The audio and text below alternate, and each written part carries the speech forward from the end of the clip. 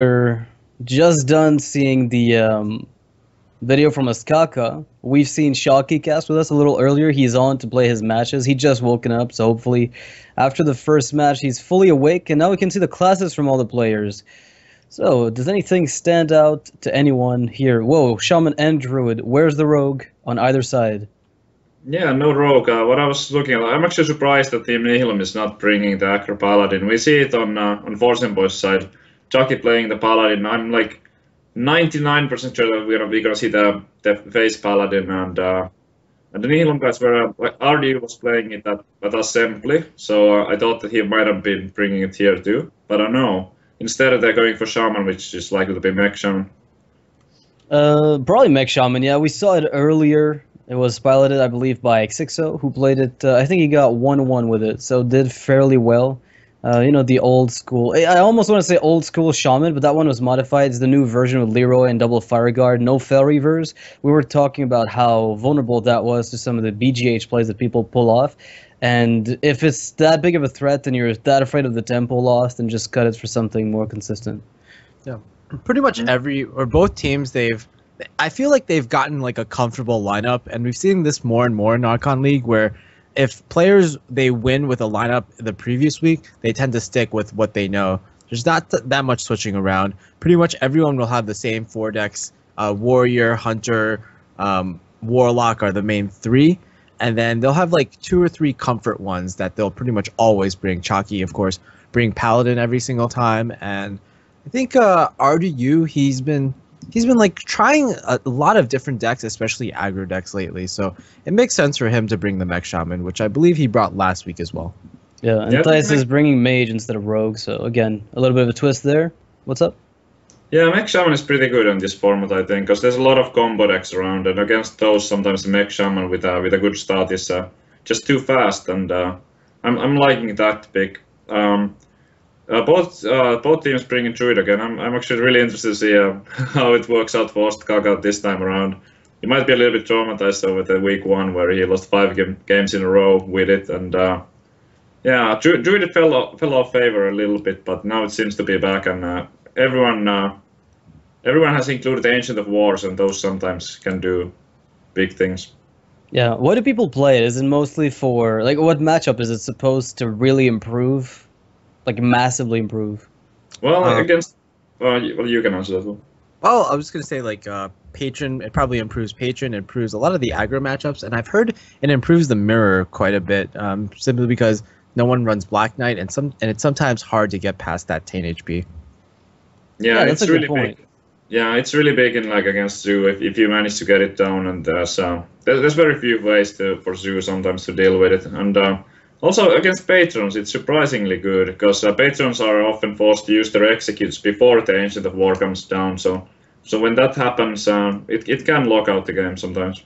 Yeah, I feel like maybe some decks it's like worse against, maybe Control Warrior, since they can relatively deal with it easily, but that's like yet another deck that's not that great.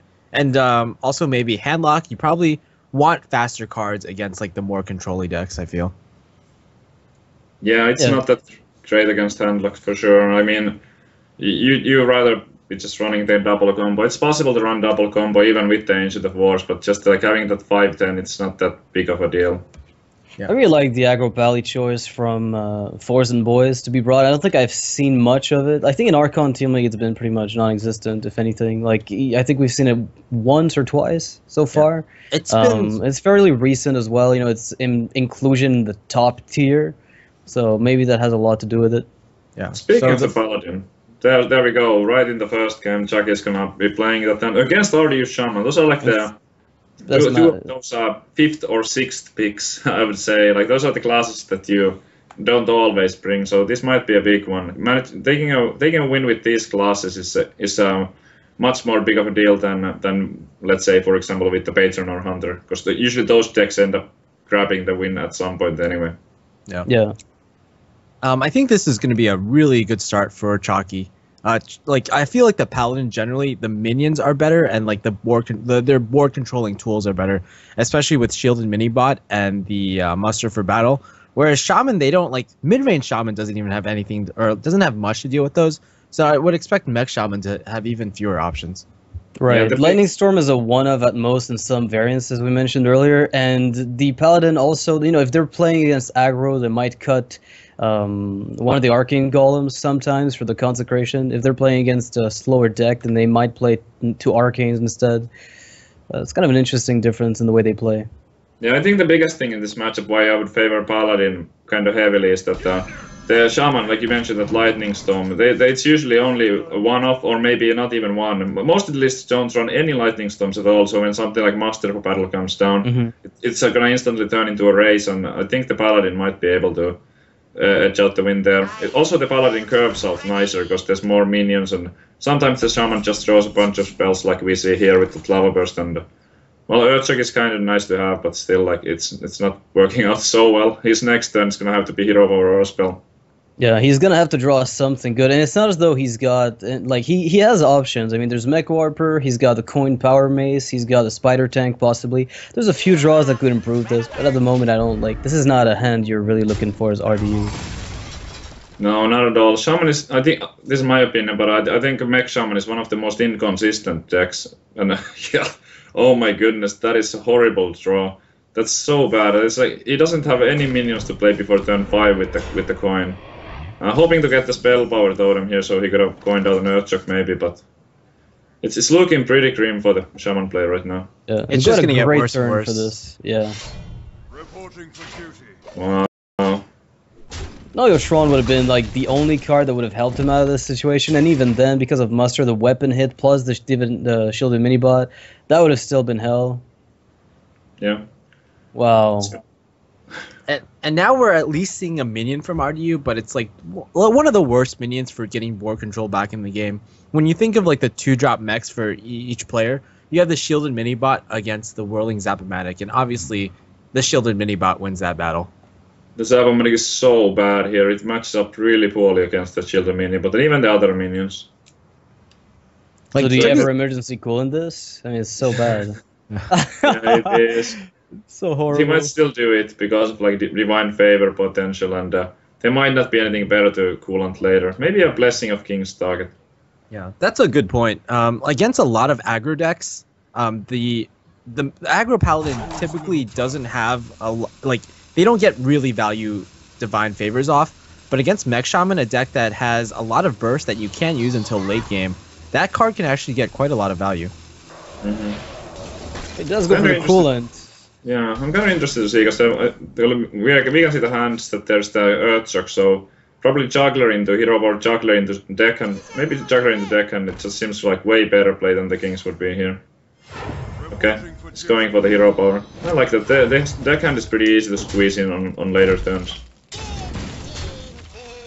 This is looking even worse for the Shaman. He better have that Lightning Storm decked in, but I really doubt it. Death by 1,000 cuts is how this feels. This is like a bunch of 1/1s just smashing you one at a time, and you're dead in 4 turns. Yeah. Wow. Like, even though we don't have a lot of stats on this matchup, I feel like this probably is one of the most one-sided matchups in the entire game. For Paladin, it's like 75 to 80, maybe. Well, maybe more like 75-ish. I think it's one of their best matchups of all time. Maybe just behind... Well, yeah, I want to say Demon Handlock. But maybe Demon Handlock is a bit better than Handlock even against this. Yeah, it's not completely undoable. If the Shaman gets the right card, starts with a Gogmaster, for example, and gets Spell Reavers, the Shaman might be able to raise the Paladin, but the Shaman just can't clear. It's impossible to clear. You have to raise, and in this position, he needs to first get something on the board. Yeah, at least he got the Spell Power Totem, so that's gonna... I don't want to say equalize, because that would be a total lie. But it's going to slow down the speed at which he's getting obliterated. But now with that Earthshock out of the way, he probably feels safe to just use the Kings here and pull even further ahead. Wow. And this is where you're like, well, do I have to Lava Shock a Hero Power minion? Is this really happening to me? Yeah. I mean... This is such a one-sided game. He kind of has to, but is that a winning play? No, but what is it? And leaving the top, there's like no way he can win by leaving the top either. Again, it's just the mech theme is kind of hurting Mech Shaman. I feel like mechs generally are not that great, and it's the mech synergy that brings it all together, like the Power Mace, for example. Whereas, like, in the Paladin deck, you're running better minions overall. If you compare the Neurotron, it's kind of like the Haunted Creeper that you more typically find in the Aggro Paladin. That's just better overall. Yeah. So he's really trying to figure out a way here. What could be the top deck? Like what he has in his hand doesn't give him any chance to win, but he's trying to imagine the best card that he can draw next turn to potentially climb out of this, but there's probably not even a card that he can really draw. I don't think there's one. I like this play from him though, because it's allowing him, if the Crackle kills the 5/5, which it should, 75% of the time, it's allowing him to coin out the Fire Elemental to compensate for the Overload instead of Lava Bursting. It's like, it's really the only way this is going to do anything, but now the Consecration is going to make him feel... I mean, what do you do here, right? As RDU. Yeah, you just can't deal with this Swarm. Pretty much you can't kill these 1/1s, so they'll be doing 3 damage to you every single turn, and it's kind of like you're facing against a Hunter hero power. Yeah, so the option is to Lava Burst Stone Face or I guess is there even another way to do it? I guess you could maximize the amount of self-inflicted damage by using the Rock Biter first to kill the 2/1. The deckhand, yeah. Yeah. Well, he thinks that, like in theory, he could still be alive here. Because there's only 4 power on the board, but we know better. There's the Arcane Golem coming in, and easy 1-0 for Chucky and the Forsenboys here. And Chucky with a full-on BM kit. Plays everything he can. The matchup, like we talked a lot about it, the matchup really favored the Paladin, but also the Mech Shaman draws not coming together at all. Horrible early curve, and that's just something that he couldn't afford. Right, like it could have been a lot better with 1 Cog Master early. Could have tanked perhaps, 1/1/1 or 2 of them. Maybe died to the Lights Justice, but then an Neutron on the back end. Like there's a lot of draws that could have made this a lot more manageable. Like Mech Warper, for example, if you get it coined out on turn 1 or something, it can be something the Paladin can't immediately remove if there's no Abusive Sergeant for the 1-drop. And that might sometimes snowball where you just get, okay, then we go Zabomatic and Neutron, things like that, but it was just, he had none of it. It was not even close. I've thought about, like, what deck do you bring as your 6th deck? And it's usually that Aggro Paladin or the Mech Shaman that you bring. And even though they're both, like, aggressive decks, I feel like they have vastly different matchups, and it all depends on what you're targeting. I feel like the Mech Shaman is...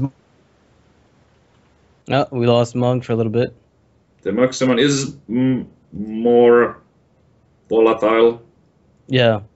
It's a lot more volatile for sure. I think comparing those two aggro decks, like you can't really make a parallel just because the Paladin doesn't aim to burst you down. I mean, the Mech Shaman kind of reminds me of, do you remember the old aggro mage that tried to burn you down with Frostbolt fireballs off the top? Oh yeah. It's holding that burst for late game in about the same way, but with Lava Burst and Crackle existing at the same time, it's giving Shaman a lot more reach. And redundancy. That's true. Like the Shaman has more reach, but the Paladin is just more consistent. Because the Paladin has less bad cards for the starting hand. Like Arcane Golems, those are bad, and maybe the Consecration is a bit too early. But you have like 25 good cards in potential for your starting hand, while the Shaman has way less. Like the Shaman needs to draw the exactly Cogmaster for turn 1, and those two drops for turn 2. And there's a bunch of spells. There's like 7 spells or so, which are all something that you really don't want to be casting. Before the later turns. Yeah, which is the big drawback, I guess, with Mech Shaman. And the reason why it's cast aside, like once in a while it'll come back in the metagame, but then disappear as soon as people get a bad streak of games with it sometimes. It'll just fade out of the meta and then come back in later once they're targeting something very, very specific. Yeah, so again, guys, if you're looking to comment on the entire thing, you can tweet #ATLC. It might show up. Somebody said, Savitz, I hope you're right about Grim Patron and that they nerf it. I mean, I don't want to theorize too much, but I mean, I don't think many people enjoy dying in 1 turn from full HPs, and that's the reasoning why Freeze Mage was nerfed and why like Auctioneer Leroy stuff was. So I have high hopes for it. Yeah, the reasoning still applies, right? Like you almost can't interact with it. It's almost to the point where it's difficult. Alright, so apparently Shocky is going to be thrown out again with his Hunter versus Life Coach's Warlock. Again, we are having to assume it's Handlock just because it's Life Coach. Yeah, I mean, I've never seen Life Coach play Zoo, but it would really mess Jockey's mulligans up, I guess. But with the Hunter, like, how many cards do you really change based on that knowledge? Well, some other deck maybe would be thrown for a loop, mulliganing for the Handlock instead of Zoo if it was Zoo, but Hunter mostly just keeps the same stuff anyway. But yeah, Life Coach is known for playing not just Handlock, but like the greedier types of Handlock. So again, Forsenboys in really good position here. They had the mind games right. Team Nihilum probably was exactly trying to dodge the Hunter here, thinking that Forsenboys wouldn't send Chucky again, but well played, and it's a really favorable matchup.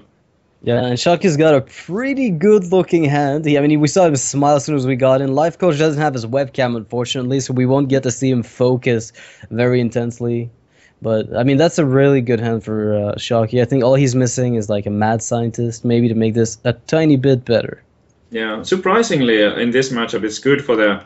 Like, usually it's good for the Hunter to go first, but it's nice to go second against the Handlock because of Mortal Coil. Because when you drop Leper Gnome on turn 1, if the Warlock has the Mortal Coil, that's the perfect answer to it. So now the Warlock won't get that opportunity to coil, because turn 2 coil is just really, really bad because it's so inefficient. Yeah, it's off curve, and as a result, it's a lot worse. Mm-hmm. And Shocky picks up a Worgen Infiltrator to go with this. This is pretty insane. Yeah, this is interesting. This is actually not that one, so I wouldn't rule Life Coach out just yet. That's not even the worst hand possible. The Dark Bomb is really nice to have. The Warlock struggles way more against the mid-range than the Face Hunter, because against Face Hunter sometimes you have that swing turn with the Molten Giants. And it's actually close to 50-50 here.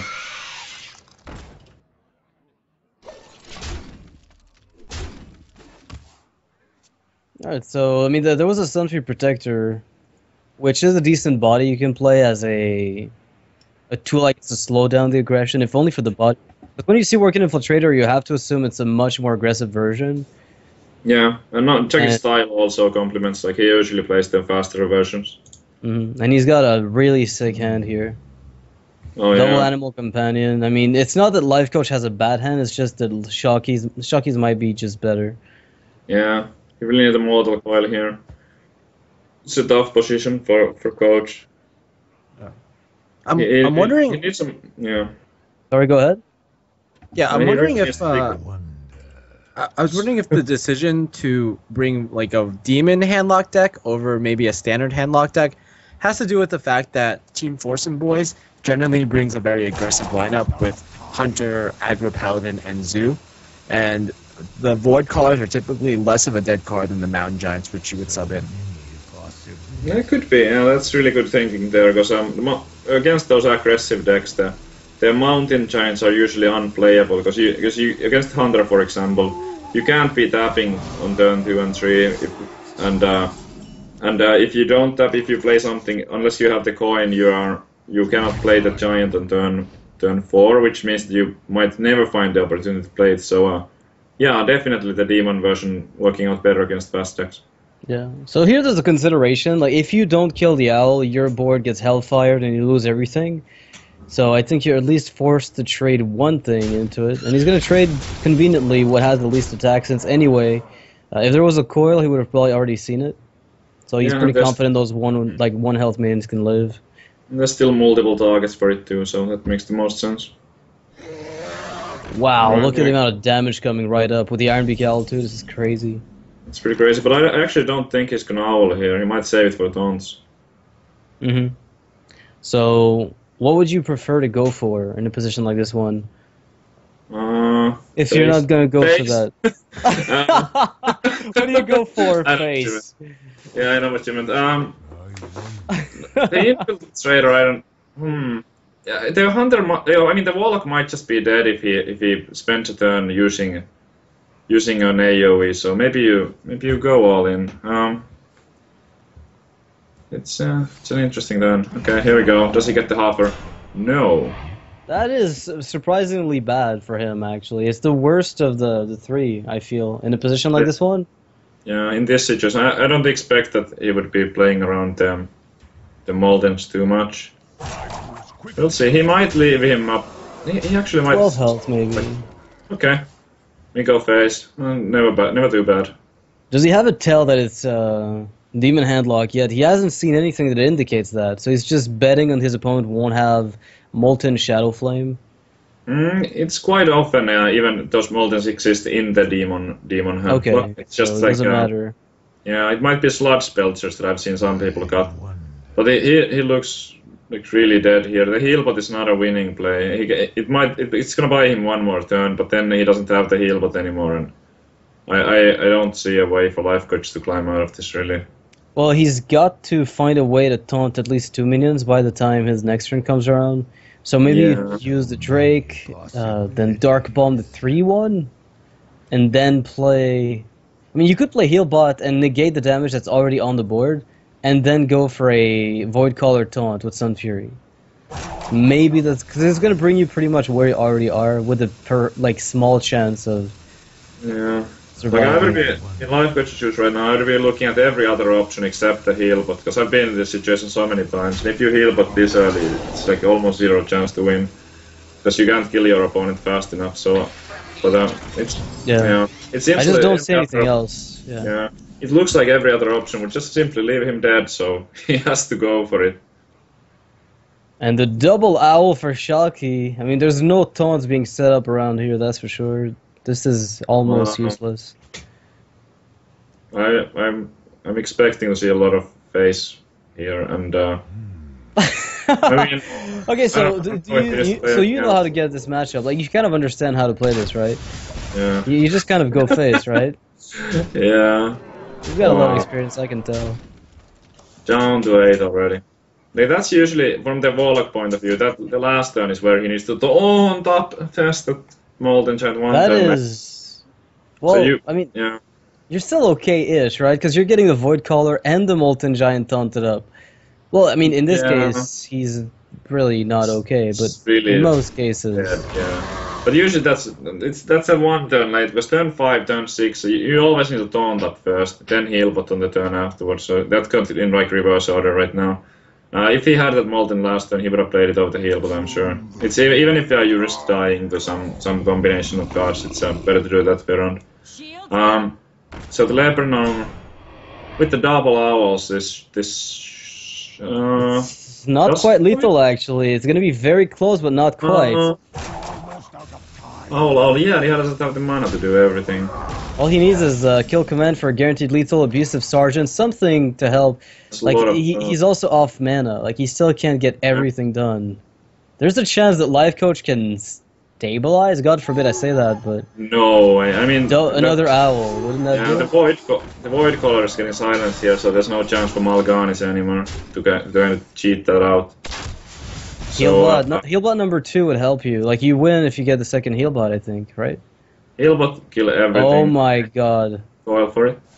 This has to be the Healbot. It has to be the Healbot. And it isn't.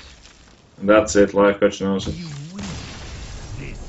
Well, I think even with the Healbot, he would have went up to 10. Lebanon deals 2 with the quick shot. I don't think he would have ended the game in time. Yeah.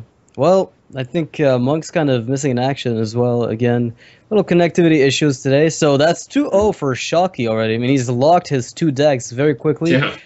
Then again, he plays aggressive decks.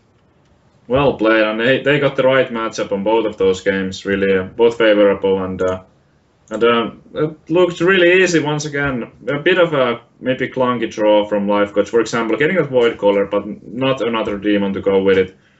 Didn't matter in the end, it just got silenced anyway, but yeah, that Hunter was just too fast for the Handlock. Yeah, you're looking for Mortal Coils, and the draw from Shocky was like that's the the strength of those decks is you're guaranteed to have a semi-decent hand at least to start with. But the Leper Gnome into Worgen Infiltrator into Creeper with the double owl at the end. If one of those owls hadn't been there, that might have made a difference, because suddenly he has to lose 2 minions going into the Void Caller, and he's missing out on a tiny bit of damage. So I think ultimately well played by both players, but it's just so difficult for the Handlock. You also have to consider that those were 2 really good matchups for Chalky. Chalky got Hunter into Handlock and Aggro Paladin into Mech Shaman. So it's more of like either the mind games or just the random chance that Forsenboys happen to queue in good matchups. Right. Well, it happens, right? Once in a while, you'll get the perfect lineup. So it's funny because Shocky was just here with us casting. We wished him good luck, and 5 minutes later, he's done with his 2 matches and can go back to doing whatever it is he wanted. So, yeah, kind of weird. So we'll see how Askaka and Forsen can do for the rest of this. I mean, going forward, we've seen a lot of the time, a team starts with a 2-0, but it doesn't mean much as far as the end result of the entire Conquest format, because as decks get eliminated, it's easier and easier for the opponents to start queuing good matchups into them, and then the score eventually starts settling on, you get 3-3 and then 4-4, and sometimes it goes, I think the average for this league has been like 6-4 to 6-5. Yeah, so most of the wins. Yeah, definitely. I think like 6-3s even are very rare, so it's definitely like somewhere between 6-4 and 6-5. Yeah.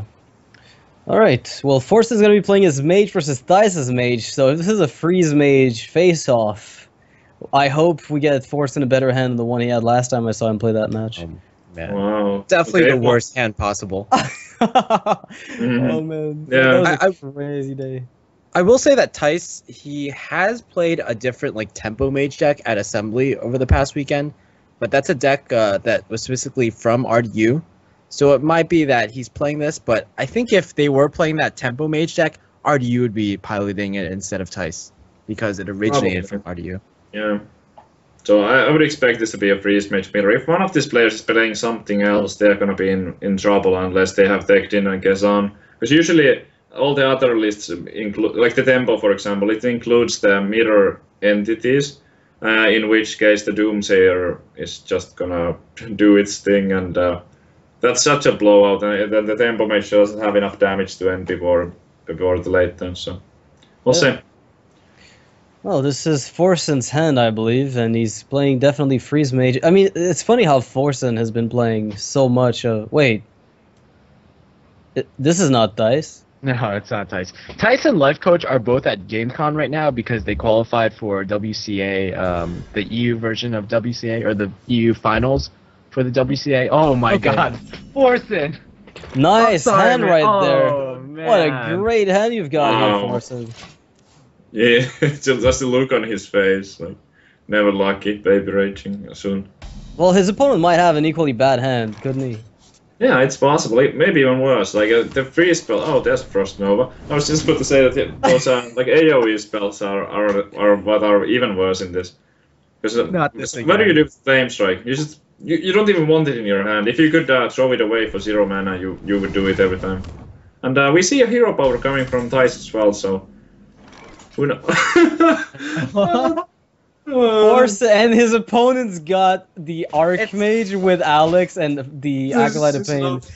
It's happening once again, oh man. No, I've seen this match. The next draw is another Blizzard. Next draw for Theis is an Emperor Thorson. Okay, let's call it. So Blizzard into Emperor? No, it didn't quite pan out. Well, that could have been worse. It's not exactly great, but I mean, could have been worse.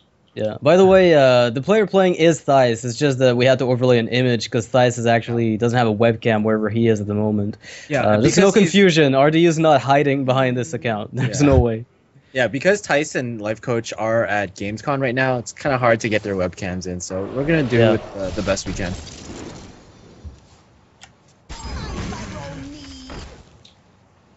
All right. Forsen can't feel too good about this though. No. Just look at the hand size discrepancy. What? Well, he's gonna be drawing one from the leper. Maybe Forsen picks up an Acolyte or an Arcane Intellect here. That would help a lot.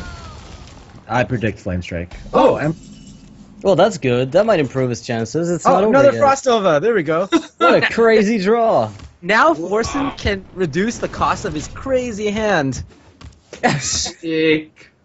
He can freeze his opponent's nothing 3 times. Yeah, maybe on the same turn with the discounts. On like turn 9, he can go Frost Nova into Blizzard. This is a crazy freeze. I think he might win the game off of that. What if you give Jaina a brain freeze big enough that she dies?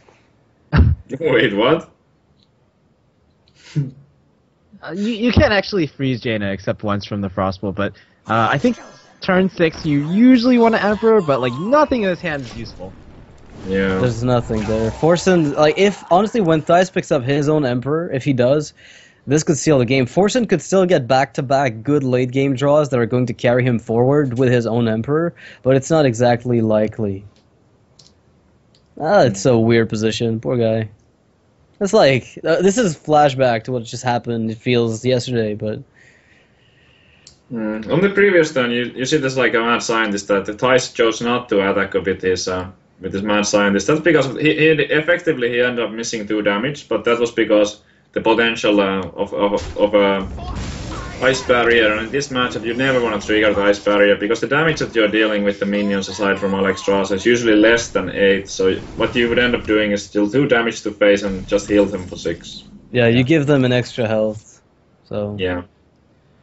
Great card here from Forsen, picking up a combination with Frost Nova Doomsayer back-to-back. He can lower the cost of them with Emperor Thorson to kill that mad scientist. He can clear the mad scientist with that combo. A mad scientist that is never going to ever attack. By the way, that's right. You're kind of making that value even better, Monk. The more you speak of this, the better it sounds. I mean, what else can you really do? I think a Forsen...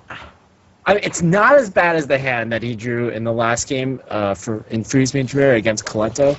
And Thijs' hand is also not as good as Colento's hand, but this is still like pretty terrible. Yeah, I like the Blizzard here. That's gonna be a useless card later on. Just getting it out of your hand. So if he ends up picking something like, let's say, Acolyte, picks up another Arcane Intellect, he won't still be in trouble with having too many cards in his hand. This is an interesting turn.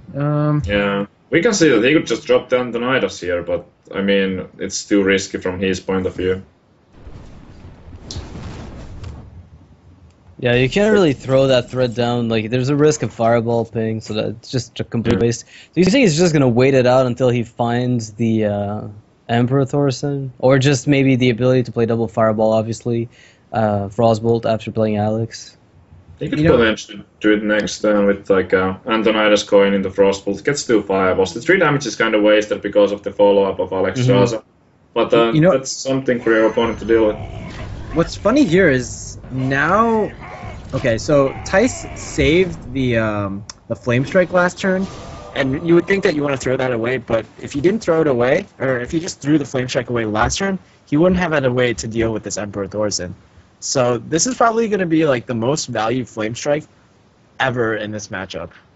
That's true. The problem with this is though that he's going to lose the coin. He has to do it. There's no way he can leave the Emperor up in this matchup, so he has to Flame Strike coin Bing. But spending the coin feels pretty bad because of the Antonidas in his hand. Right, you want to really get that free fireball for at no cost. It's one of those. Oh, okay. He's gonna go for the Frostbolt Blizzard. That works too, I guess. Yeah, that's actually, I like this better. I didn't see that immediately, but this feels better because of the Antonidas with the coin. So you just play Nova on nothing. Wow. Well, not nothing anymore.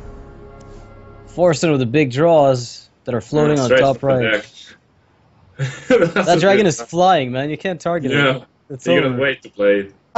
He didn't even get it in his hand, like, properly. Right. Yeah, Thijs might just match it up with his own here. Oh, I think Archmage coin Nova's fine. You're getting 2 fireballs, and then he has to use his 1 fireball at the very least on your Archmage, in which case you know that you can deal with the opponent's Alex afterwards. Yeah. Or he's probably going to do something like Frostbolt and Ice Lance. And those are actually pretty valuable, since if Forsen draws the Archmage X9, he could have used those cards to get like so many fireballs. Yeah, Antonas would probably be in a game-winning draw here. At least he would have put him in an amazing position. But as it stands, he's almost like forced to use the Frost Nova here. I mean, not Frost Nova, I mean the Frostbolt Icelands, which just feels horrible without any further burn in his hand. Yeah. Forsen was trying to consider if there was any way to kill off this Archmage without using both pieces of the Frostbolt Ice Lance, but you can't really like Blood Mage, Frost Nova, Ice Lance ping, it's just a bit off. Yeah, it doesn't work, it's still 1 out. You can't leave this It's out. a tough spot. So yeah, you have to basically crossroll Iceland, and it's just about what other minions you play. Yeah, I like playing the Blood Mage here, because basically what he has remaining after this is nothing. Like, his hand seems empty to me. 2 Novas, 1 Doomsayer, 1 Iceblood. That doesn't do anything, so he needs the extra draw to double his chances of getting a playable card for the following turn. Corner Cold. So this is kind of like a tight special. He's been running Corner Cold in his Freeze Mage decks a lot. So double Yeah. Blizzard, double Lately. Nova, Cone Cold is giving him a bit. I guess it's helping a lot against some of the more mid-range decks, where you can stall a bit longer against those. Like Druid, for instance, Cone Cold can do some pretty good work against. I think it's pretty good against Hunter, because you can go on for a lot of value, and the heal, but also is gonna negates the hero powers from the Hunter for some turns, and potentially buys time, and maybe even makes the freezing traps more complicated to use. Okay. Well, that's the first fireball. He doesn't want to be just holding that frozen on the board, so let's get rid of it. Forsen finally picking up some cards draw. About time. I mean, it's turn 10. It's getting pretty late, but he's not quite dead yet. I mean, his opponent might have a good. Oh god. Okay. Is this his time to? Okay. This is Well, actually this going to be. interesting. Yes, I think Tice, he didn't commit to a ping last turn, and now it's going to be really difficult for Tice to clear this board. With his current hand, it's actually impossible. That Antonidas 1 turn late for he can fireball ping that Antonidas, but if he got that Antonidas 1 turn earlier, it would have been so amazing. But it's still good. It gives Forsen some hope. Yeah. Even The though Ice you can Barrier. do that. Oh Sorry? yeah, the Ice Barrier will tank some damage, but because Yeah. you didn't commit to the ping last turn, now it's a bit dangerous because at least this Alexstrasza will get that 8 damage in. Well, you have to Yeah, Nova no. her, right? It gets negated by the barrier. So actually, I think the Alexstrasza attack is somewhat irrelevant, because the barrier would otherwise never even get triggered. So Yeah. doesn't matter much. Yeah, I guess this is a slow enough matchup that you can afford to fit in that 3 mana for that second Ice Barrier somewhere. Mm-hmm. Well, this is looking much better for Forsen all of a sudden. Yeah. Things It's did actually- turn around quite a bit. It's looking almost favored for him at this point, because Thijs has run out. Like the Archmage is gone.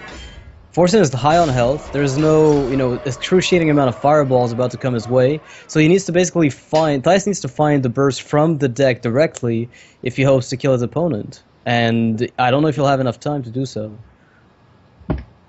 Yeah, this is really interesting. Dice has those 2 acolytes on board, so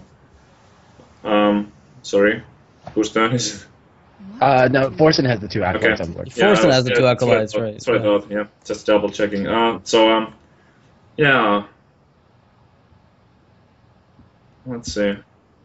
Forsen finally finding his card. So I mean, it was about time. So he's Dice just is gonna try running to get. Sorry, what? Dice is running out of damage. Yeah, mean, that's what's happening. There's no fuel left. Both of them are. Yeah, something else to consider is if you have a heal bot and a Corner Cold in your deck, that might mean that Tice possibly has cut the Pyroblast. That would be a big deal here when you're trying to get the Yeah. kill through to a low health mage, and even then, like you have to kill it almost exactly because you then have to go to the block again, and you can't generate fireballs anymore. So I feel like this game might still go on for a while. Like, both of these players are kind of unable to kill each other right now. We're just waiting for those Pyroblast, because both the Antonidas are played, so there's not that many fireballs coming more. The burn is limited. it reminds me of playing Frost Mage in World of Warcraft. You would just Frost Nova each other for days, and nobody did anything ever. It kind of feels the exact same way. Funny enough, it's a decent translation of the playstyle in the game. Yeah, good times. Well, Forsen decides he wants to draw more, which I guess makes a lot of sense. Yep. And he doesn't care about the Emperor. Wow, I He don't just know. doesn't care at all. I guess he's seen Archmage Antonidas, so he says, you know what, it doesn't matter. 2 heal bots for Thijs. Wow. Well, What that's really on good. earth? Yeah, What a sick combination of cards here. This turn is interesting because he can actually mill Forsen for so much here. How many cards is getting burned? Like, oh my goodness. I don't think, is he burning any? I think he's burning a few. Yeah, he's burning like 2 cards. He's burning like how many? He's burning at least 2. No, 1. It's only the 1. He has 8 in his hand right now, and he's showing 3 more. And he's so he lost Doomsayer and another. And 2. And he's almost out of cards as well. So Yeah. we haven't seen a Pyroblast from Forsen either.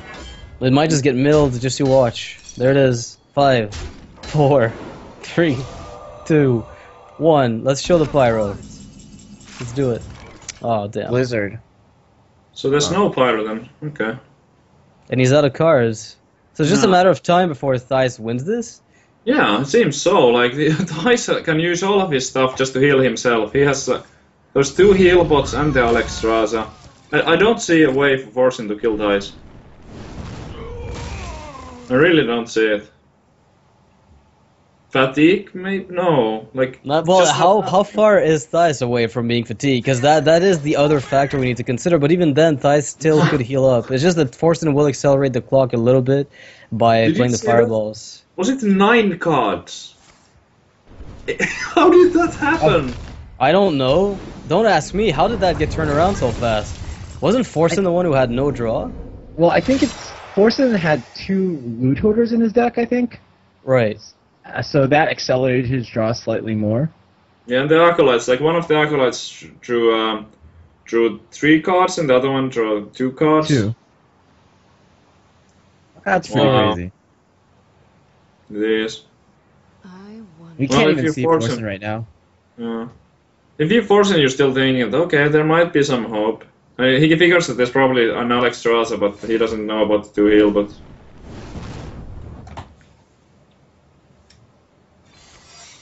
This is quite painful. He's I mean, really... you can't even go all in, or maybe you have to go all in. Hope your opponent doesn't have that Alexstrasza. Yeah, I think he has to go all in as fast as possible before Thijs has guaranteed Alexstrasza in his hand. But now, Thijs can even turn this around. I don't see any problem in just using the Alexstrasza Yeah. and force. Never mind. I think Forsen's initial hand really held him back. And then the transition into too much card draw really hurt him. But he Not was that playing all of the cards. So I wonder. I wasn't like paying. I was paying attention, but I wasn't like looking at that careful. Like, did he maybe play those double acolytes a bit carelessly?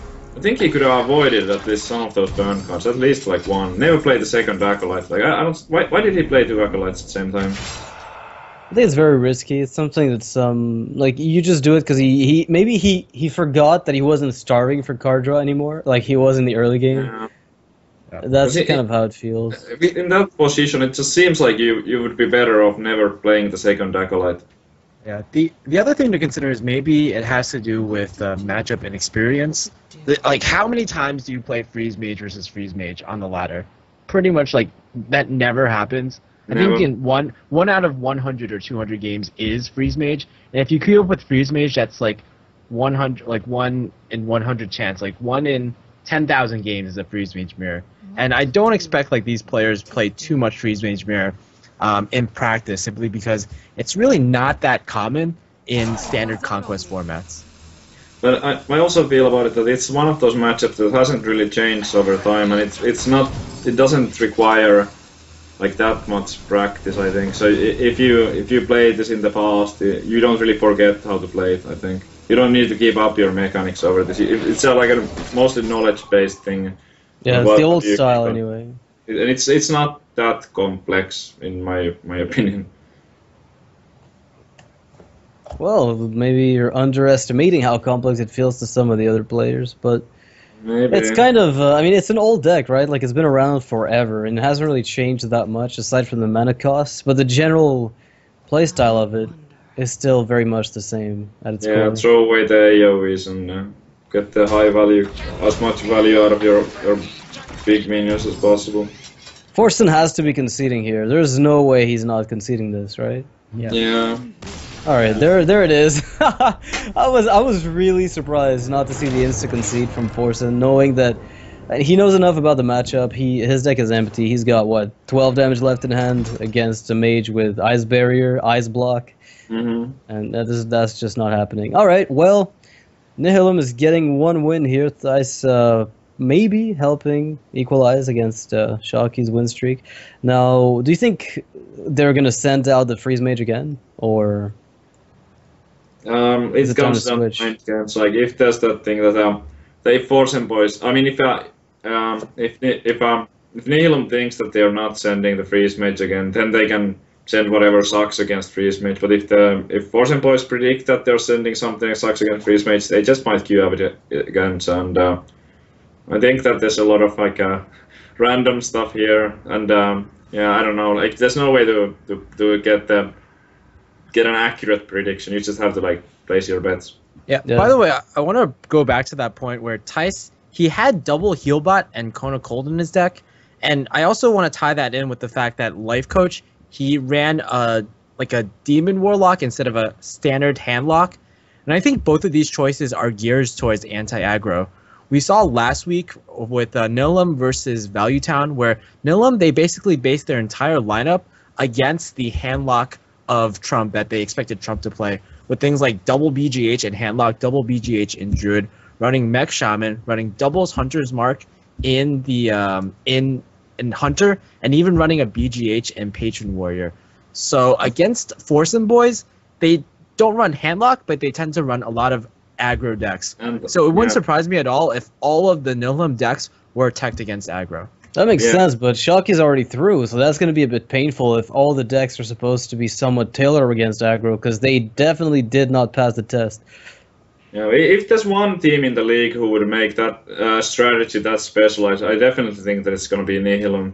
Like they can do some really they put this is just my what I'm thinking and what I think is true, that Nihilum probably prepares the most for these matches. I know that they, even during Assembly Summer last weekend, they between the games, like we couldn't get them to cast games and stuff because they were like, okay, we need to talk strategy, and they were talking strategy every day and night and just going to their own place. and they were planning it so carefully. I was actually really impressed. Like, holy, like how carefully they were preparing, and I'm sure that they have prepared really carefully for this one too. So their entire lineup just could be an anti-aggro one.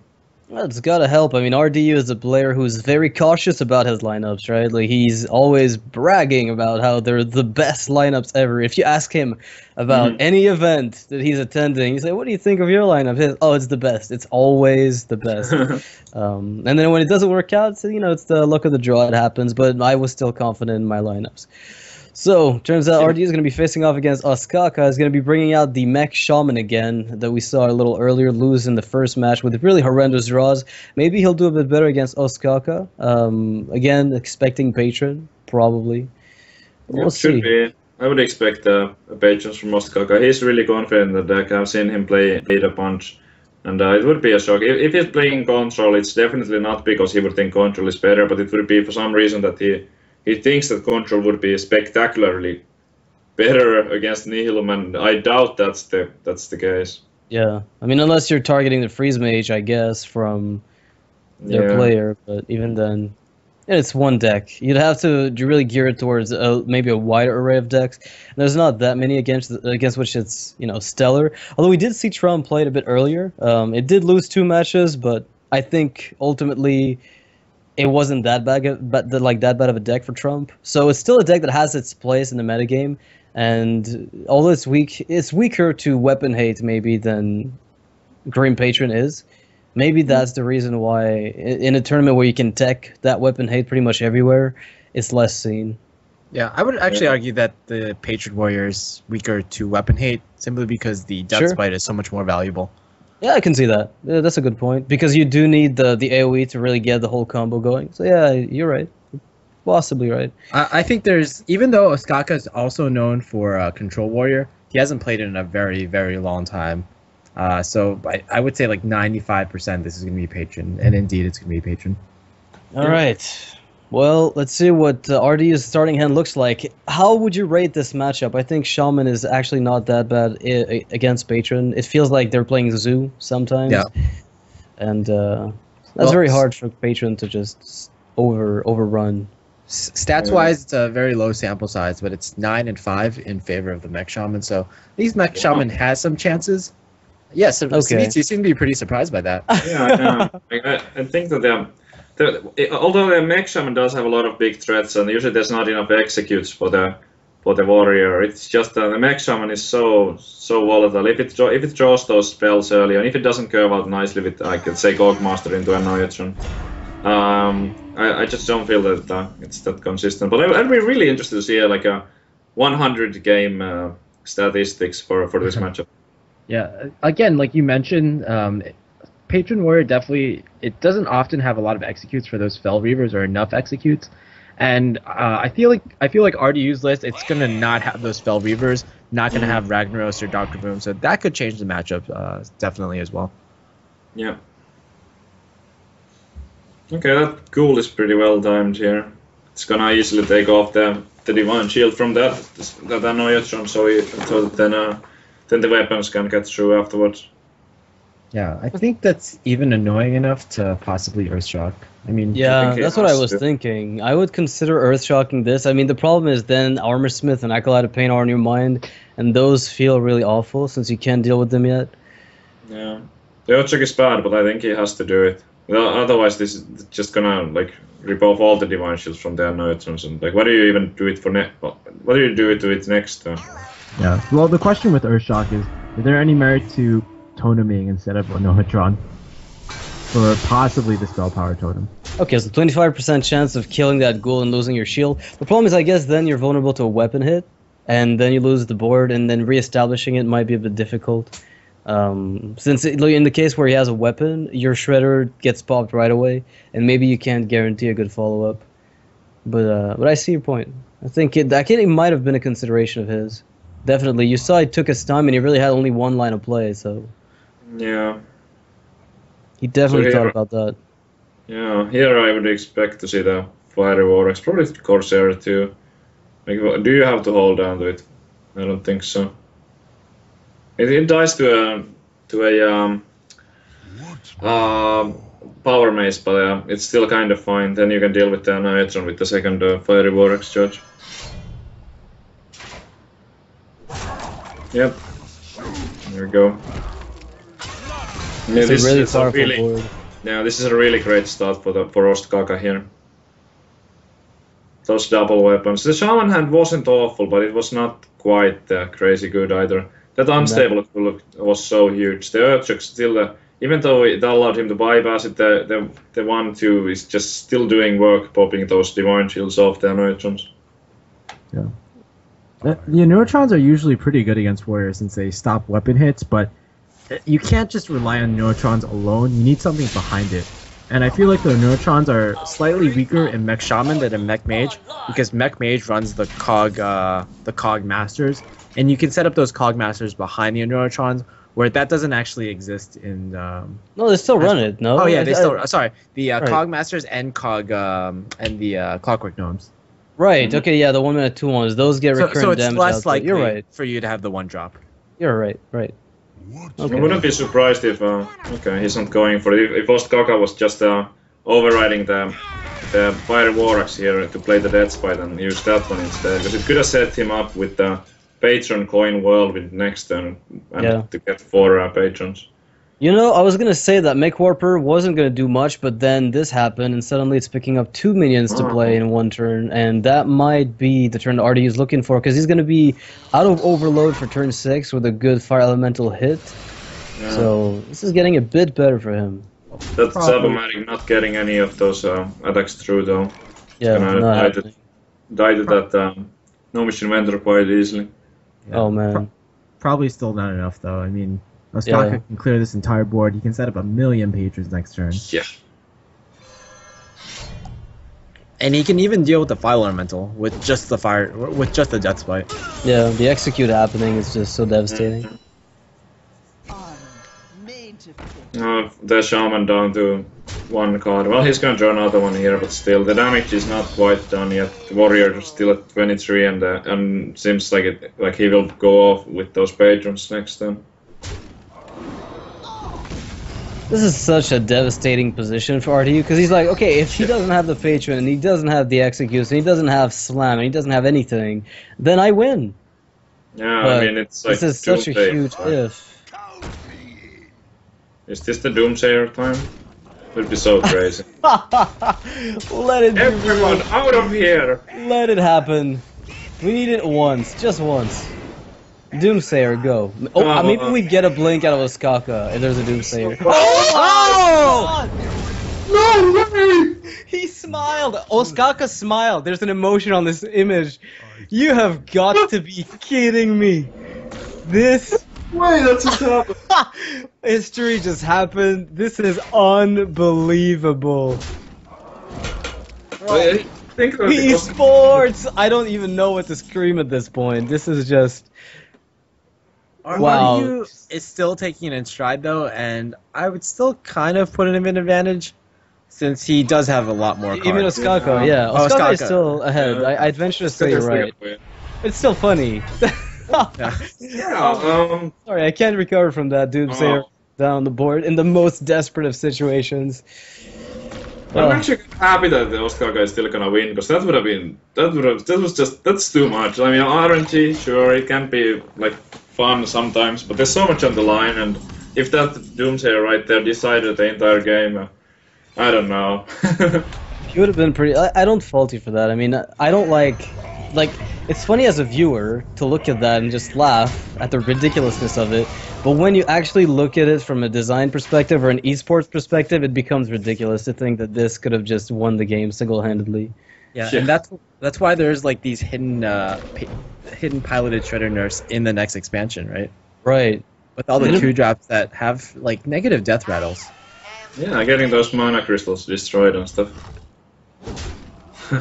Now, how many 2-drops that are bad are they gonna have to make in the game just to nerf Shredder, right?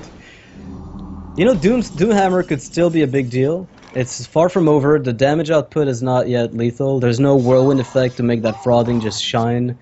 No battle rage to replenish the hand. So RDU could still get a Doomhammer with that rock biter and just maybe power through. Oh man, if we got the Doomhammer. Oh, there's well. like no armor gains. Yeah, and now the issue is that these totems are actually a liability, just powering up the Frothing Berserker.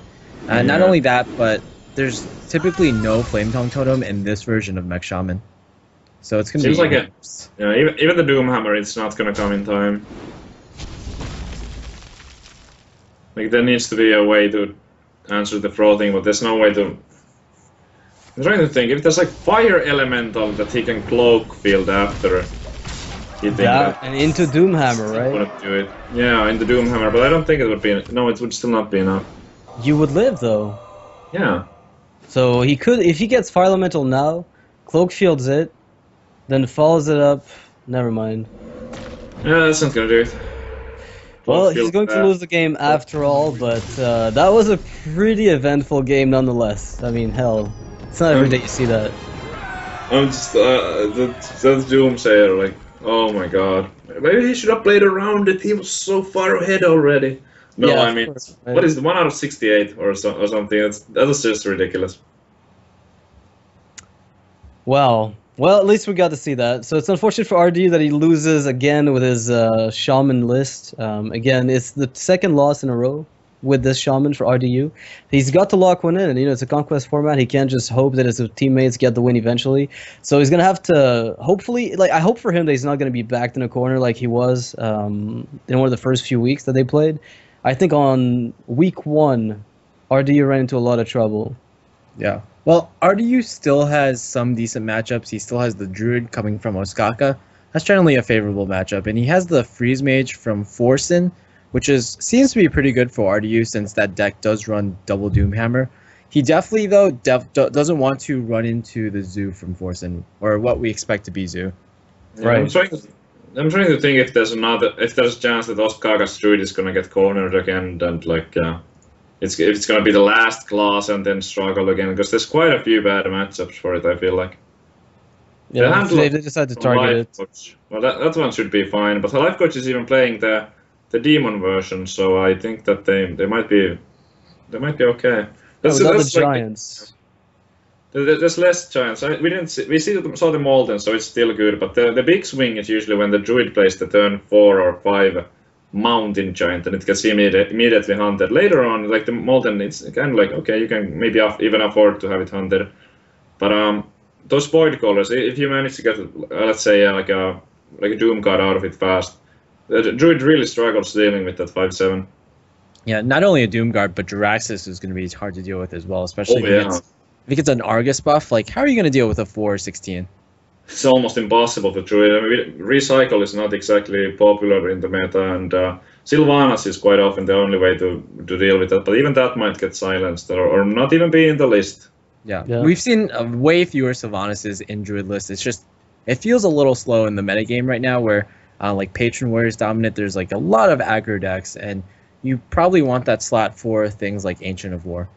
Well, it reminds me a bit of that situation before the, I mean, after the immediate Sylvanas nerf that made her go from 5 mana to 6, where all of a sudden, were you better off playing other cards than her because she felt a little slow in a few archetypes. And now we're at that point where suddenly Druid doesn't even have the room to put her in because they need to tech against so much stuff, being that they don't have the spot removal that they need. Yeah, it used to be in there before Emperor, almost like a staple because of because it was a 6 mana card and it was really powerful. But now with like double Force of Nature also being 6 mana, even though you might not always want to cast it on turn 6, it's you got that Emperor, and so you mightn't be as desperate for a powerful 6-drop. So Forsen, he's played Malygos Warlock in the first week of Archon League, but he's played Zoo in every following week. So 3 Zoos, 1 Malygos Warlock, and I definitely would expect him to. I mean, I think Malygos Warlock does make sense against Nihilum though, because they're running the Handlock. You can definitely expect a life coach to bring Handlock, and I think indeed it's going to be Malygos Warlock. Wow, that's a good call, Monk. Did you ask them beforehand, or are you just that good at stats? No, I'm just guessing. Makes sense, right? Yeah. I mean, I think what most people consider about the Malygos Warlock deck is that it's like around 50-50 against everything, but it's like one good matchup or one like amazing matchup is against Handlock, and in competitive play, it's 78% against Handlock, 7-2 stats.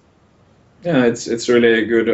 One big reason for that is that the Malygos lock tends to run the double BGH, and I guess that's the other reason is that the Malygos Warlock simply can burst the Handlock down before the Moltens get played.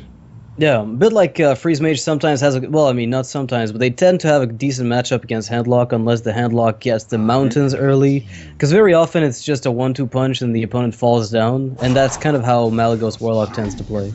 Forsen's falling asleep, but we'll keep him awake.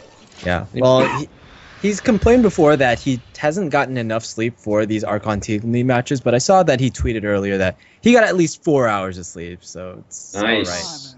Yeah. Also, for a very, very smooth transition, if you guys want to tweet, you can do so with hashtag ATLC if you've got any comments about the league. That was smooth. You have to say that was smooth, Monk. Very smooth, very smooth. Very smooth, I know. Pretty smooth. Super smooth.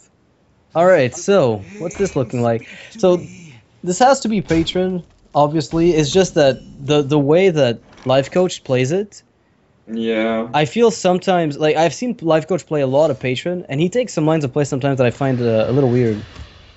Yeah, he has his own style, definitely. I've seen him play quite a bit, but he consistently does well with it. Mm-hmm. Yeah. No further comments. I don't know how to like specify exactly what makes his gameplay so different, but I also noticed it that like the decision making in some of the turns that I would expect some other like kind of famous Patron players like Zalay do are just differ a lot. Like yeah. Okay, so many minions for Warrior right now. I feel it's the most infamous coaches is just last week Archon team. I can reconstruct the message. You're roboting a bit. Yeah. Monk.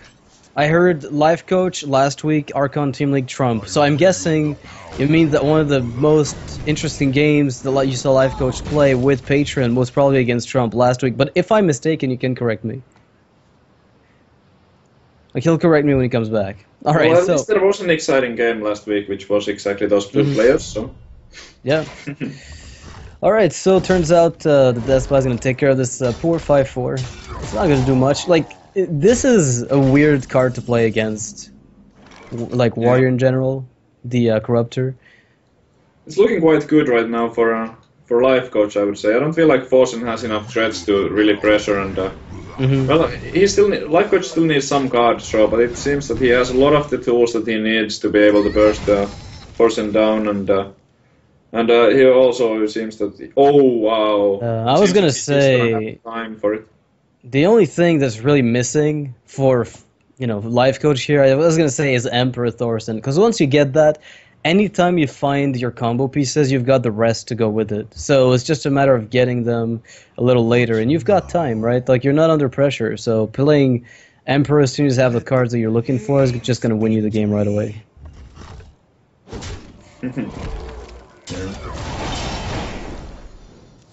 Alright, getting those draws. Yeah, Emperor is such a strong card in Patron. Like, it's funny, like, as many decks as it enabled, and really Emperor did make a lot of decks better a little bit, none has been made much better than Patron was. Like, as soon as that card came out, it was an obvious fit in Patron, and I think it single-handedly wins so many games. Definitely. Every single combo deck got a lot of benefit out of it, but Patron is really enabled by it. It's so key. Getting those, for example, the 0-mana whirlwinds, it's so huge. And also squeezing in both the Patron and the Frothing on the same turn with the charge. Okay, Forsen trying to get some kind of board going, but it's pretty rough. It's gonna have to be a bit slow. How much burn does Forsen actually have? He has like double Dark Bomb into... He's got 13 with just the spells, but no spell damage to go with them at this moment. He needs to burst to get some damage done with his minions, which might be kind of tough to do. It's a bit awkward. Yeah, it sure is. He's gonna deny his opponent the card draw with the Acolyte, like the double card draw, and the minion position on the board for the Frothing Whirlwind eventually. Coach's hand is already full though. So many cards. I don't even, like, there's so many options. I'm sure he wants to cycle here, but I mean, yeah, probably not the Emperor turn yet, because you really want to deal with that Drake. So maybe like Slam and use the Fiery War Axe. Yeah, I think so too. I think Slam Fiery War Axe is one of the safest plays. I mean, you can even play Shield Block on the back of it if you feel like it.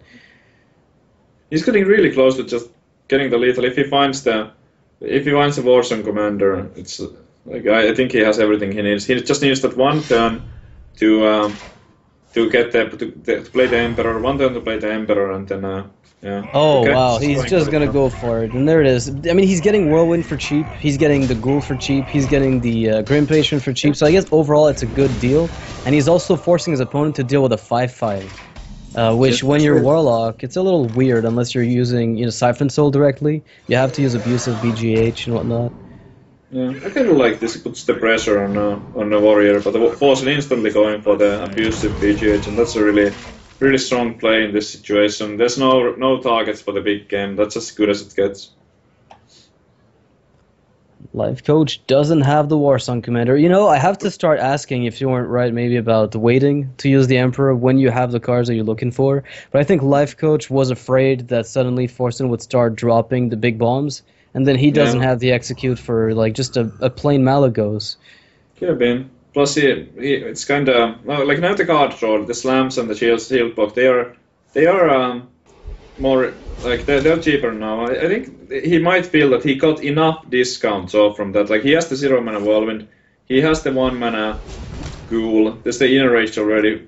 So as soon as he draws the Warsong, enough of the combo pieces are discounted already. So I think that Patron might have been quite good. I mean, not Patron. I mean the Emperor might have been quite good. The Emperor, yeah. So he picks up his Battle Rage after all's said and done. It's pretty much the card that's going to enable him to just draw the rest of the deck. Like, literally the entire rest of the deck. Still no Warsong. I mean, if both of his Warsong commanders are at the bottom, there's still a decent chance for Forsen to take this. But that's kind of what needs to happen, I feel like. Well, how much damage does he got? Like 17 right now. If he wants to push with light, like if he wants to push with everything, he's got 17 damage. It's still short of killing his opponent, but we know that all it takes for him right now is to get a bit more damage in this turn, and he might be able to do it on the following turn. Maybe he really needs to count up it here and try to set up the lethal for next turn. If there's any way he can potentially do it. 24, so that's gonna be 8. Plus 10 in the hand. Well, not too bad. Yeah, he still can't kill his opponent, but really he's very close, and Life Coach needs to pick up something, not only to clear the board, but to put the pressure back on, because right now he's the one who's playing from behind. He can't get the AoE from Deathspite just yet. No Warsong Commander, so... But as soon as he draws it, I think this ends. But if he doesn't draw it, then yeah. Wow. Wow, another Inner Rage. That's not even close to what he was needing right now. I guess you could go for a half Battle Rage, sort of. Like you go Grim Patron, Inner Rage. It's pretty bad. Whirlwind, Battle Rage. I mean, you're gonna draw 4 cards. It's not that terrible. Yeah, like you're guaranteed to get your minion next turn. The thing is, like, how dead are you right away? He's actually like really dead. He needs to find an execute and yeah, he does. That's like a shield block. Because with that 10 damage in Forsen's hand.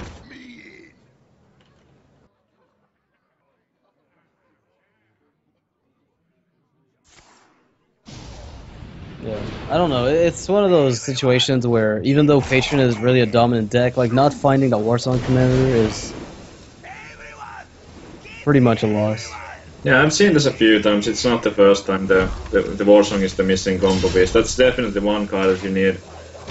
In some of the older versions of this, the people were running things like the Chromage. Then sometimes you can be able to just use the weapons and like maybe with some of the minions that you played earlier, you might be able to get enough damage together. But in this list, it's just if you don't get the Warsong, it's just not happening.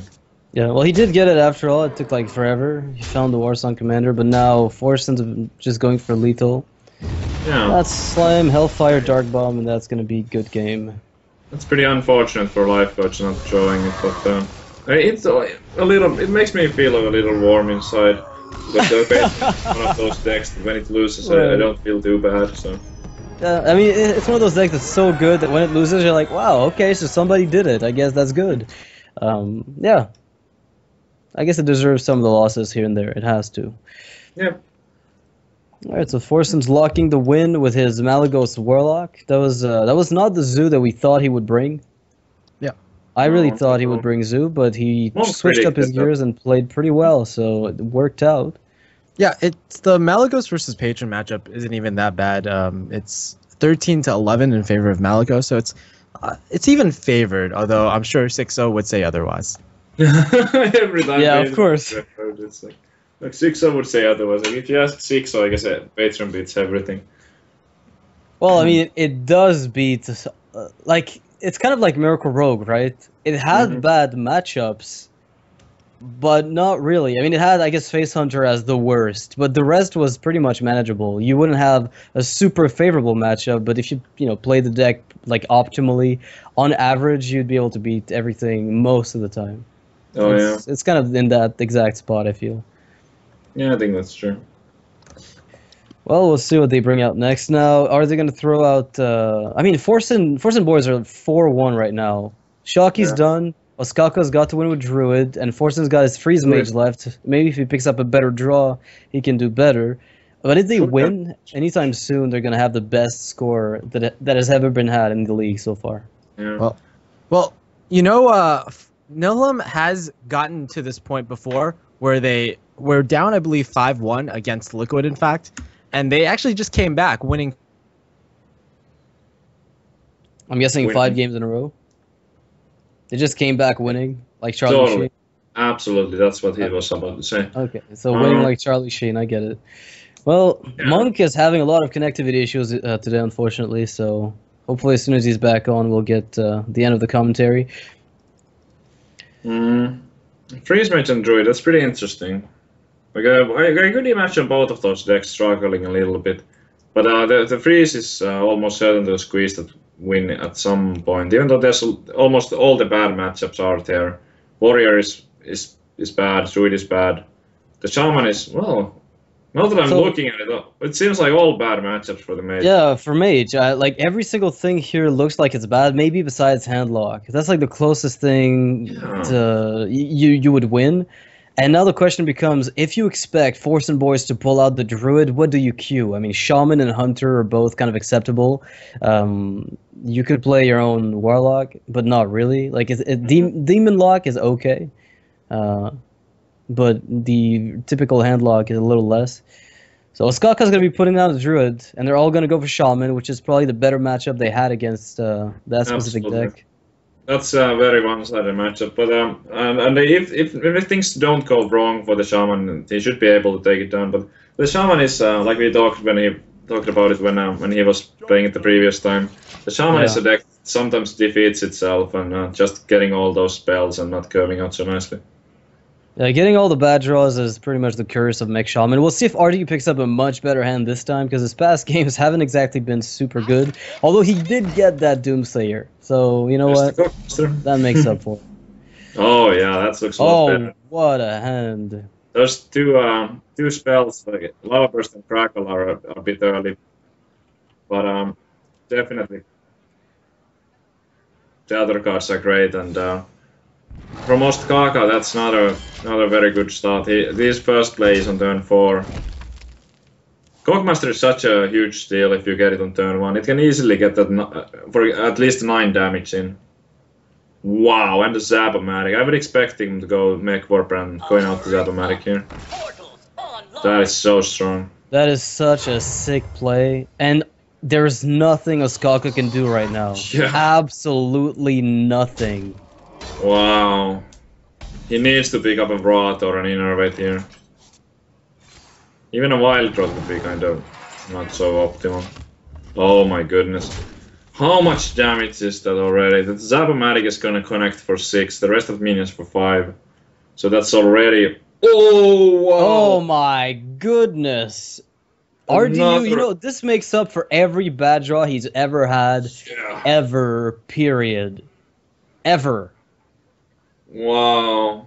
And what do you That's kill, the right? You best want to kill the Zap-O-Matic, but then it doesn't solve the problem of the Flame Tongue moving one way to the sides, buffing the Mech Warpers. You're still getting hit in the face for a lot more coming right up.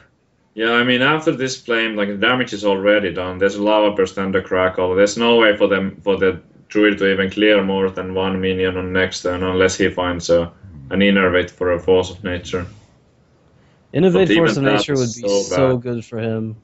It'd be the only way to really clean this up. Which one? An Innervate with Force of Nature. It's like the only real way for him to clean it up. And he's not going to go for the Flame Tongue. I have to say I'm a little surprised. Yeah, me too. I'm really surprised by that. I think this Definitely is Warlock to play. I think this is to play around mind control tech here. What do you care Empty about tech. Mind Control deck? Even if the Mind Control deck happens, you still have like 10 power on board. Yeah, Well, at least. At Assembly last weekend, RDU got really wrecked by mind control tech, so I think he might just be having nightmares and just really want to be playing around it. Although I don't Well- think any play is particularly bad here. It's pretty Yeah, good. I It's mean, like it's that's working not out for bad. him anyway, right? But I couldn't have resisted cashing in for instant 6 with the Flame Tongue and still having it on the board. Like, yeah. But I think that like the only way to lose this right now is to disconnect. What to do? Because the best of he didn't pick up the Innervate, by the way. You know, So, you're very optimistic. All of you guys who are casting with us. We had Shocky earlier with the optimism. You're the same. Turns out nobody believes in the heart of the cards. aw. Well, He got an Innervate, so that's nice. Yay! well, Noctis, you're here to be like the angel on the side of the shoulder, right? Okay, I get it. I get my role. I will settle in it eventually. So it turns out there might be a lethal right away, right? It's over. With Crackle and the phase damage? I think it's already done. What a game! You know what? I agree with you, Savich.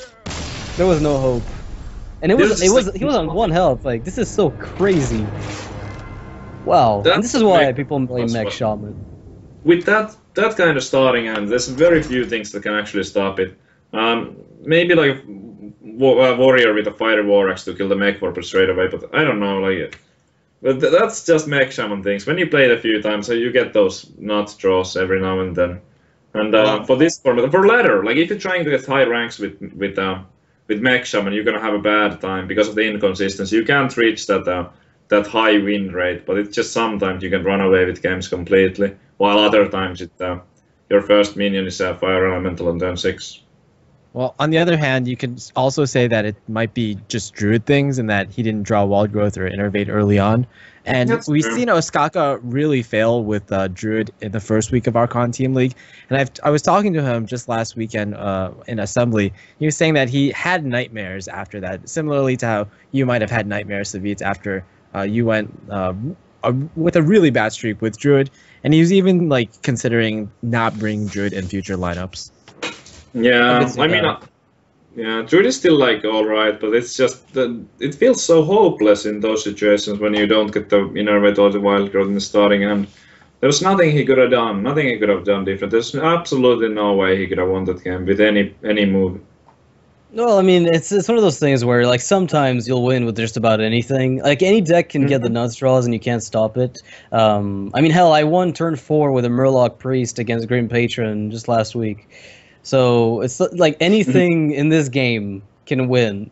Granted, you get the nuts draw. The thing that really distinguishes the decks is the consistency with which they get it. Like Mech Shaman, even though, and you pointed this out, it's somewhat inconsistent. It gets enough good hands on average that it can still be relevant competitively. Oh yeah, definitely. In a format like the Archon Team League, it's a really solid deck, I think. All right. When you have 6 decks and all.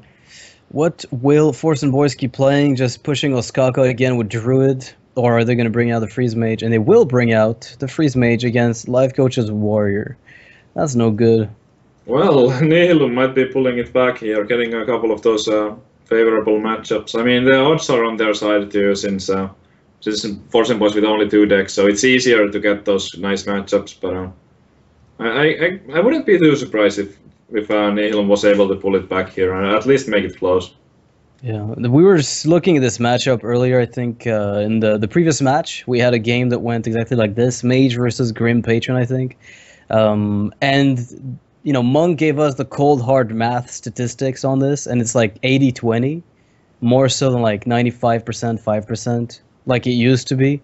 Against a warrior, you would just always lose. Nowadays, the Emperor Thorsten really enables a bit more potential for the mage player to get those huge swing turns with Archmage, which wasn't the case before. So yeah, exactly. The Emperor sometimes just does Emperor things where you get those 1 mana Frostbolt, 0 mana Icelands, and with down the Nidus, and you get that extra bit of burn, which previously wasn't possible. You were limited, like the Antonidus turn was really limited. What you can do is exactly at 10 mana, you can get maximum of two fireballs, but now you can potentially get like way more. So the amount of limited burn is a little bit less limited if you have the time to like set it up right. Right. Yeah.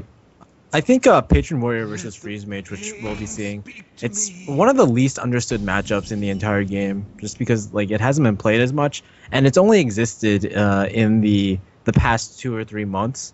I've heard of a lot of Korean players talking, and they're saying that this matchup, it might even be favored towards Freeze Mage, even though like the common like thought is that it's definitely favored towards Patron Warrior.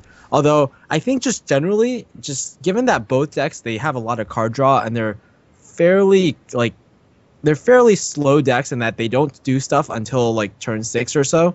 I feel like it should be like one deck should win a majority of the time if both players know how to play optimally. I mean, I think that Patron wins.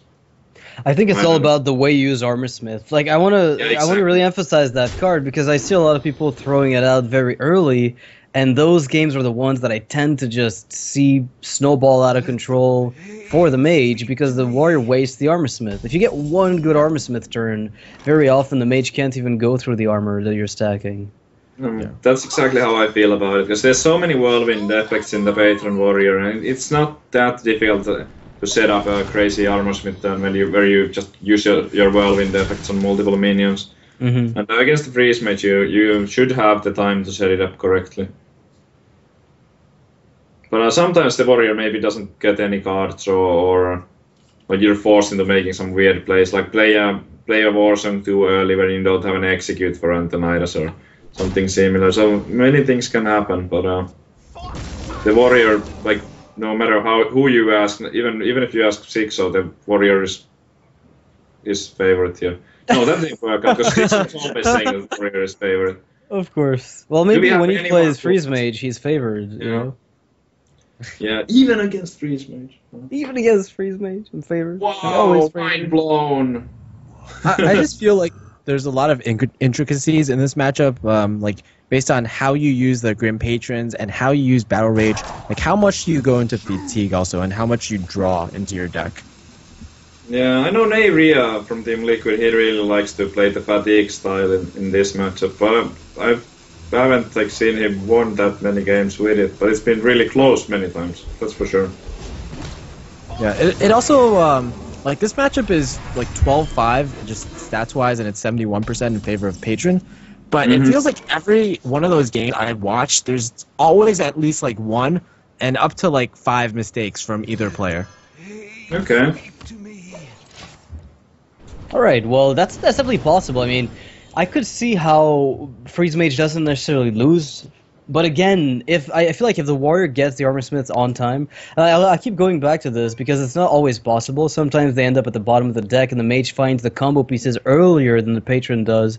And in those cases, the mage could win. But with the amount of card draw in both decks, I feel like the patron is very likely to find those armor smiths and get what he needs, which makes the whole thing very difficult. Yeah, he has both of those already, and I think this might be a good sample of a game with those armor smiths just getting those 12 healing or whatever if he sets it up that way. At least he will have the potential to do it. And from life coach, I would expect him to do so. Probably on the same turn as like some patrons, and go for patron in a rage following something. Well, funny enough, the only player that I've seen not do it when he had the opportunity has been life coach. Wow. I have seen him waste armor smiths very frequently. Okay. Well, about twice, I'd say. Like, I haven't watched every single game he made, but I think it's the only player that I've seen do it often enough that I remember. So I hope that somebody pointed it out. It happened twice that I recall. Yeah, maybe he prefers the more aggressive playstyle. I think Shio also plays it really aggressive. When he's been That play was actually pretty weird, only summoning 1 patron there. You know, we were talking about that earlier, right? Like, we were talking about, hey, life coach takes these lines of play that I don't get. Can you explain them? And you can't. I think the idea is to get the flame strike out as soon as possible. Yeah. Or set up a crazy armor smith whirlwind effect, but yeah. I guess you still have to either use like double frostbolt or an AoE to deal with this board. And I guess that's the rationale, but I feel like one of the ways you win the matchup is basically the Freeze Mage only has 2 ways to deal with patrons, and that's 1 Flame Strike and Blood Mage Thanos into Blizzard, and both those deal 3 plus damage. And one of the ways to win again is to like make your opponent waste one of the first of those AoEs and not hit, and then develop a board of patrons so he can't have the second AoE. Okay, this right here is where you get infinite armor if you want to, and force the opponent to AoE down your board, giving you another wave of 14. Like this would be one position where you could abuse it. Yeah, he could get so much if he wanted to go for it. You also give your opponent some cards though. Doesn't matter. Like he wasn't. He didn't you want to mill him. Like the point is to mill your opponent. Like this matchup is almost always one to mill, right? That's how I feel, or that's how I see it. That's really interesting. Armor coach, let's see it. Forsen is like, oh my. You've got to be kidding me! When are they going to release that 3-mana card that removes all the opponent's armor? So after this play, the win condition from life coach is like the easiest way, the most logical way to win is probably to just not even try to kill Forsen, but instead just not let Forsen kill him. Yeah, you just wait. You don't draw Battle Rage, it's a liability in this matchup very often. Because if you draw, you very often mill yourself before the opponent. Here's, you know, a free 12 armor for the warrior. How much is that's Ouch. like 12 or more? Yeah, it's Ah. crazy. Everyone, got out of there. Forsen is like, I just heal botted him in a half. This is not right. Something's wrong. How many fireballs? Oh, so painful. If you life coach at this point, you kind of wanna armor up every single turn. I'm not saying that you don't wanna start armoring on earlier turns already, but now it's like a real, very likely possibility that Forsen simply won't have enough damage. You know, here I think I attack the Acolyte of Pain, or I slam it, just to put Forsen on 10 cards, then he mills one. Oh, and yeah. it makes him draw Sure. like a tiny bit faster. It's not like you're in a rush anyway to end the game. You're at like 52 health, very comfortably sitting atop the armor.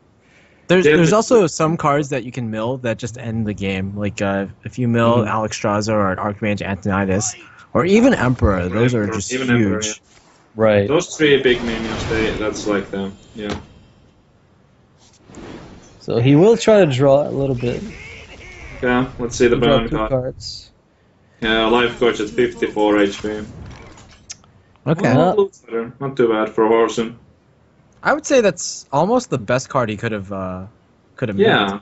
I agree. Yeah, might have even been the best card to mill. Maybe Arcane Intellect would have been even, but no, I don't know. It's like the same. I wonder. And Is he now gonna we're go seeing. for the Alex? Ugh. It's happening already. Wow, Yeah, putting we're life coach down to 41. Well, we're at least seeing that awkward situation where, because Forsen didn't have the second AoE of Bold Mage Thanos into Blizzard, he can't actually deal with this board. So it's actually pretty smart from Life Coach. He made a similar play about 2 or 3 turns ago where he just made 2 patrons, and that was it, and he was content with that. I think what he's thinking about, this is just my theory, and I might be completely wrong, but it might be that in this matchup, you don't really need the patrons to do like crazy amount of heavy lifting. You can just afford to spend them a bit earlier.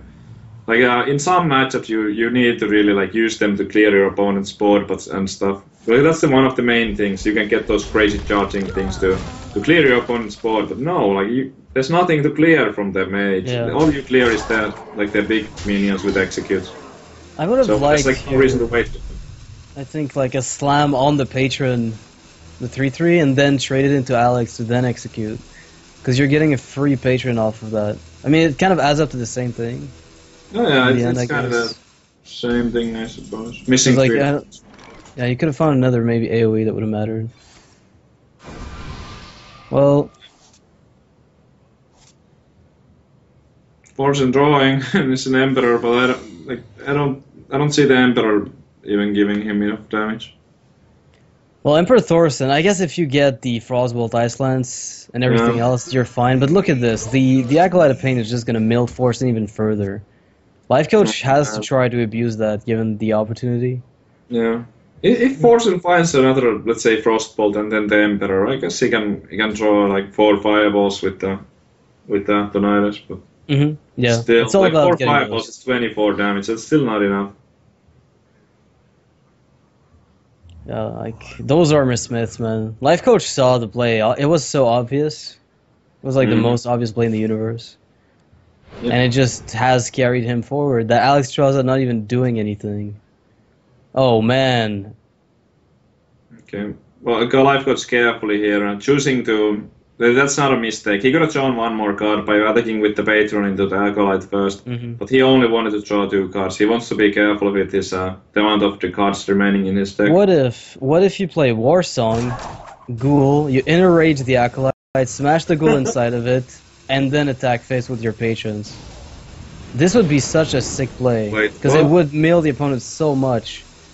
Oh my goodness. This is such a mill heavy play. It's just the craziest thing in the world.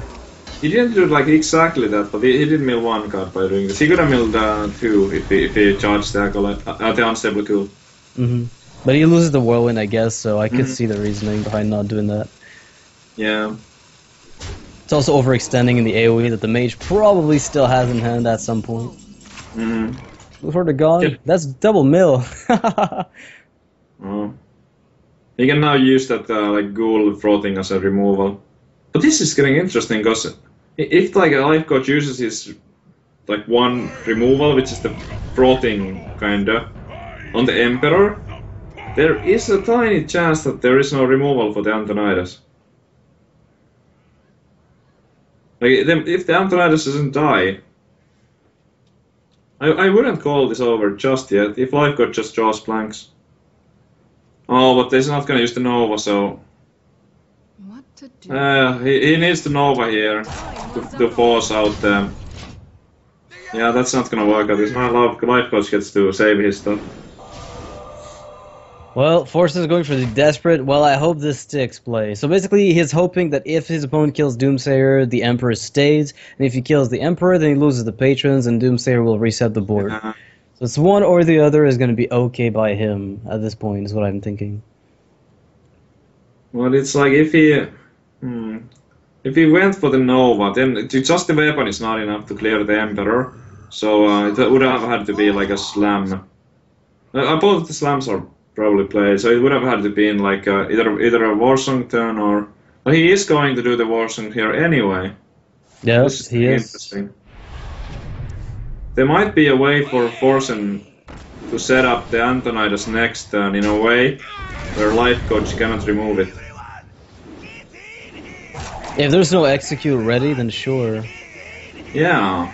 I mean, he still wipes the entire board here with the Warsong and the patrons alone. He doesn't lose anything, and he's forcing Forsen. Oh, that sounds weird. Forcing Forsen to have the AoE clear. Oh, here we go. He's on 48 health still. Like, there's absolutely no way Forsen gets through this, right? I mean, maybe there is. He's gonna get so many fireballs now. Like, this is actually pretty crazy. He might. Oh, that's so dangerous for. Yeah. If the Archmage sticks, though, you're in such a good position. I want to see the Archmage right now. Like, the Blood Mage Blizzard doesn't look bad, but like if it's not gonna stick, it's like now it's never gonna stick. Well, he does clear the Warsong with. You know what the problem with that is? Is what if there's a single damage source that the opponent can start reproducing the patrons with, like a single AoE, like Death's Bite override with a War Axe. Yes, yeah. So he would have to remove the Warsong. Like if he goes for it, he needs to Nova and remove the Warsong with like a Ice Lance or Ice Lance, whatever. yeah. I think he's gonna go for Blizzard, right? Yeah, I mean, can't really blame him for this. I guess. I mean, it looks pretty good. Your cam's all fine, by the way. Like safer play. So yeah, I think like the key thing in the match right now is that where is the last execute from life coach? Unless I'm mistaken, there's one remaining, and if he doesn't find it soon, it's possible that Archmage is gonna be there for even multiple turns. Alright, so again, the amount of health that Life Coach has been able to stack is pretty ridiculous, but look at this. This might be the turn. This is crazy. Yeah. He even picked up another Iceland. Yeah, this could be where Forsen is able to really make that Archmage Antonidas win the game on its own. Yeah. This could be it. I want to see this. Yeah. This is definitely possible. And he's gonna freeze his opponent's weapon. Yeah. Forsen managed to put himself exactly in a position where he wants to be. Wow. How many cards are left for both players? Because this could come down to a really fatigue, like a very specific fatigue moment. But now there's no way for Life Coach to enable a Whirlwind, right? At best, he's got what, Cruel Taskmaster, perhaps, to get like a ping on something. Mm-hmm. Shield blocking for an answer here. Alright, a lost video. Mm-hmm. Well, did you get the removal? I don't know. Your cam's offline, Savis, by the way. Is it? Ah, back in the game. There we are.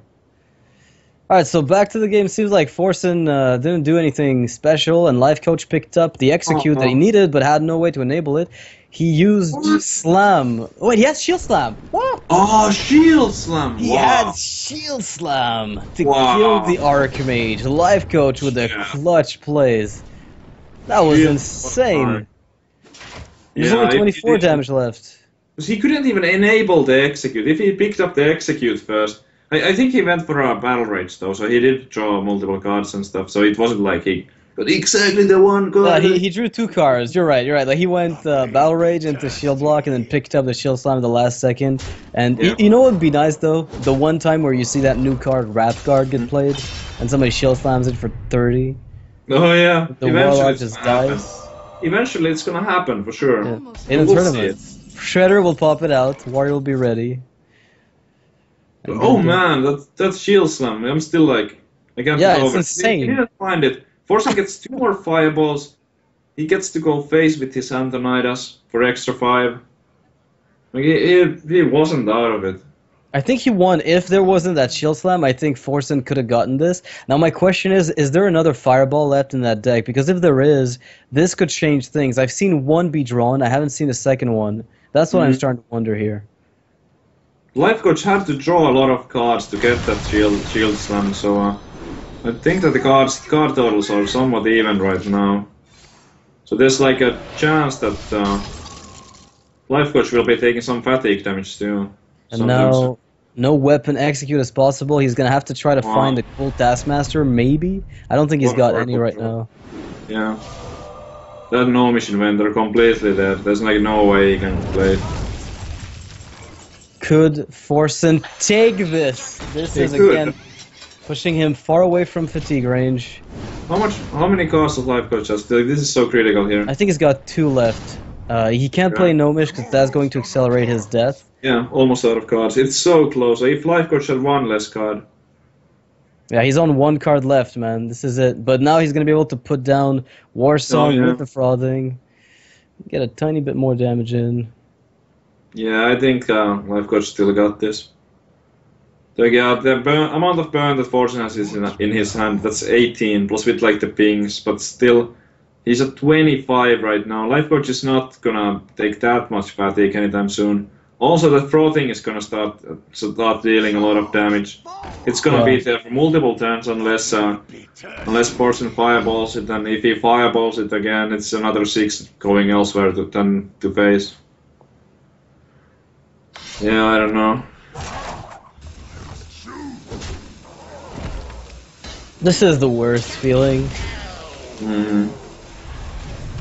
You know you've got nothing left. It always comes down to this, doesn't it? Like in this matchup, it's like it gets down to fatigue. Whoever drew maybe like if the Patron Warrior draws too many cards off of Battle Rage, you can get wins, but it's still very difficult. And now you know you're dead.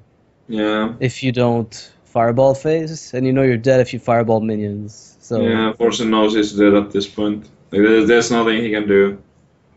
he's like 5 turns away. Actually, wait, he wouldn't die to fatigue, would he? Well, he would end up dying to fatigue because his opponent could put him at exactly fatigue damage. Like Fireball minions, die to fatigue. Fireball face, die to the Die minions. to fatigue. Yeah, it's like one or the other. It's like, choose your poison. So what if you Fireball the Frothing and Fireball face, right? Because that reduces pretty much all the damage, I want to say, right? Or almost all.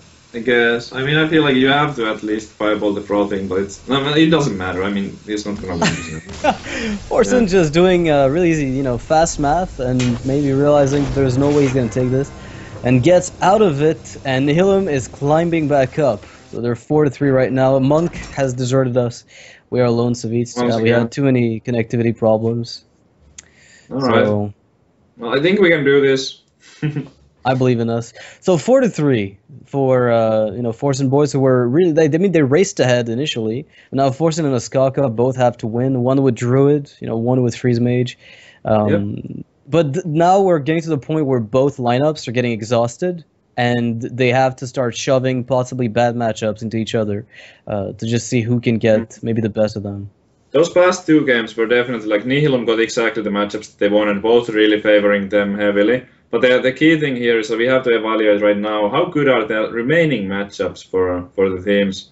And even though Nihilum is the one who needs one more win, I actually think that they still have quite alright matchup to take the Forsenboys out. There's a lot of decks that do well against Freeze Mage. And Druid, well, Yeah. Well, I mean, the Warlock from Life Coach could be a weak point. I mean, it could lose to the Freeze Mage, and Druid doesn't do too bad against it either. I mean, it's a better version because it's demon based, so I guess it kind of works a tiny bit better against Druid than the typical Handlock, but it's still not a sealed game. So maybe that's going to be the weak link of Nihilum's lineup. Yeah, it's like that's gonna be really big. Like whoever gets the first Druid win, I think, because Nihilum also with that Druid, and Druid if no Innervate, no Wild Growth. Oh man, you can't lose twice as a Nihilum Druid at this point. Yeah, and the thing is, Thijs is a very well-known player for Druid. I think it's one of the first few decks that he was known for playing very well, and that's what kind of got him into the pro scene in the first place. And so he plays the deck very comfortably. But then again, you know, when you get Wild Growthed, Innervated, there's really nothing you can do. Like, a Shade comes out early, Shredder gets Innervated out, you don't have yours, you're starting to play from behind already. Anything you play gets answered before you can answer their stuff, and yeah, it just snowballs even faster. Personally, that Druid Mirror is my least favorite matchup in the entire game, because I feel like quite often you can just compare the draws and then you can see it on turn 3 who's gonna win. Not always the case, there are some moves that you can make. Maybe sometimes you can innervate the wrong thing or go face to one attack too much, and you can outplay your opponents. But it doesn't happen that often. But luckily, we are not getting the Druid Mirror here. Well, unluckily for Forsen, but for the viewers and for me, it's going to be a Mage and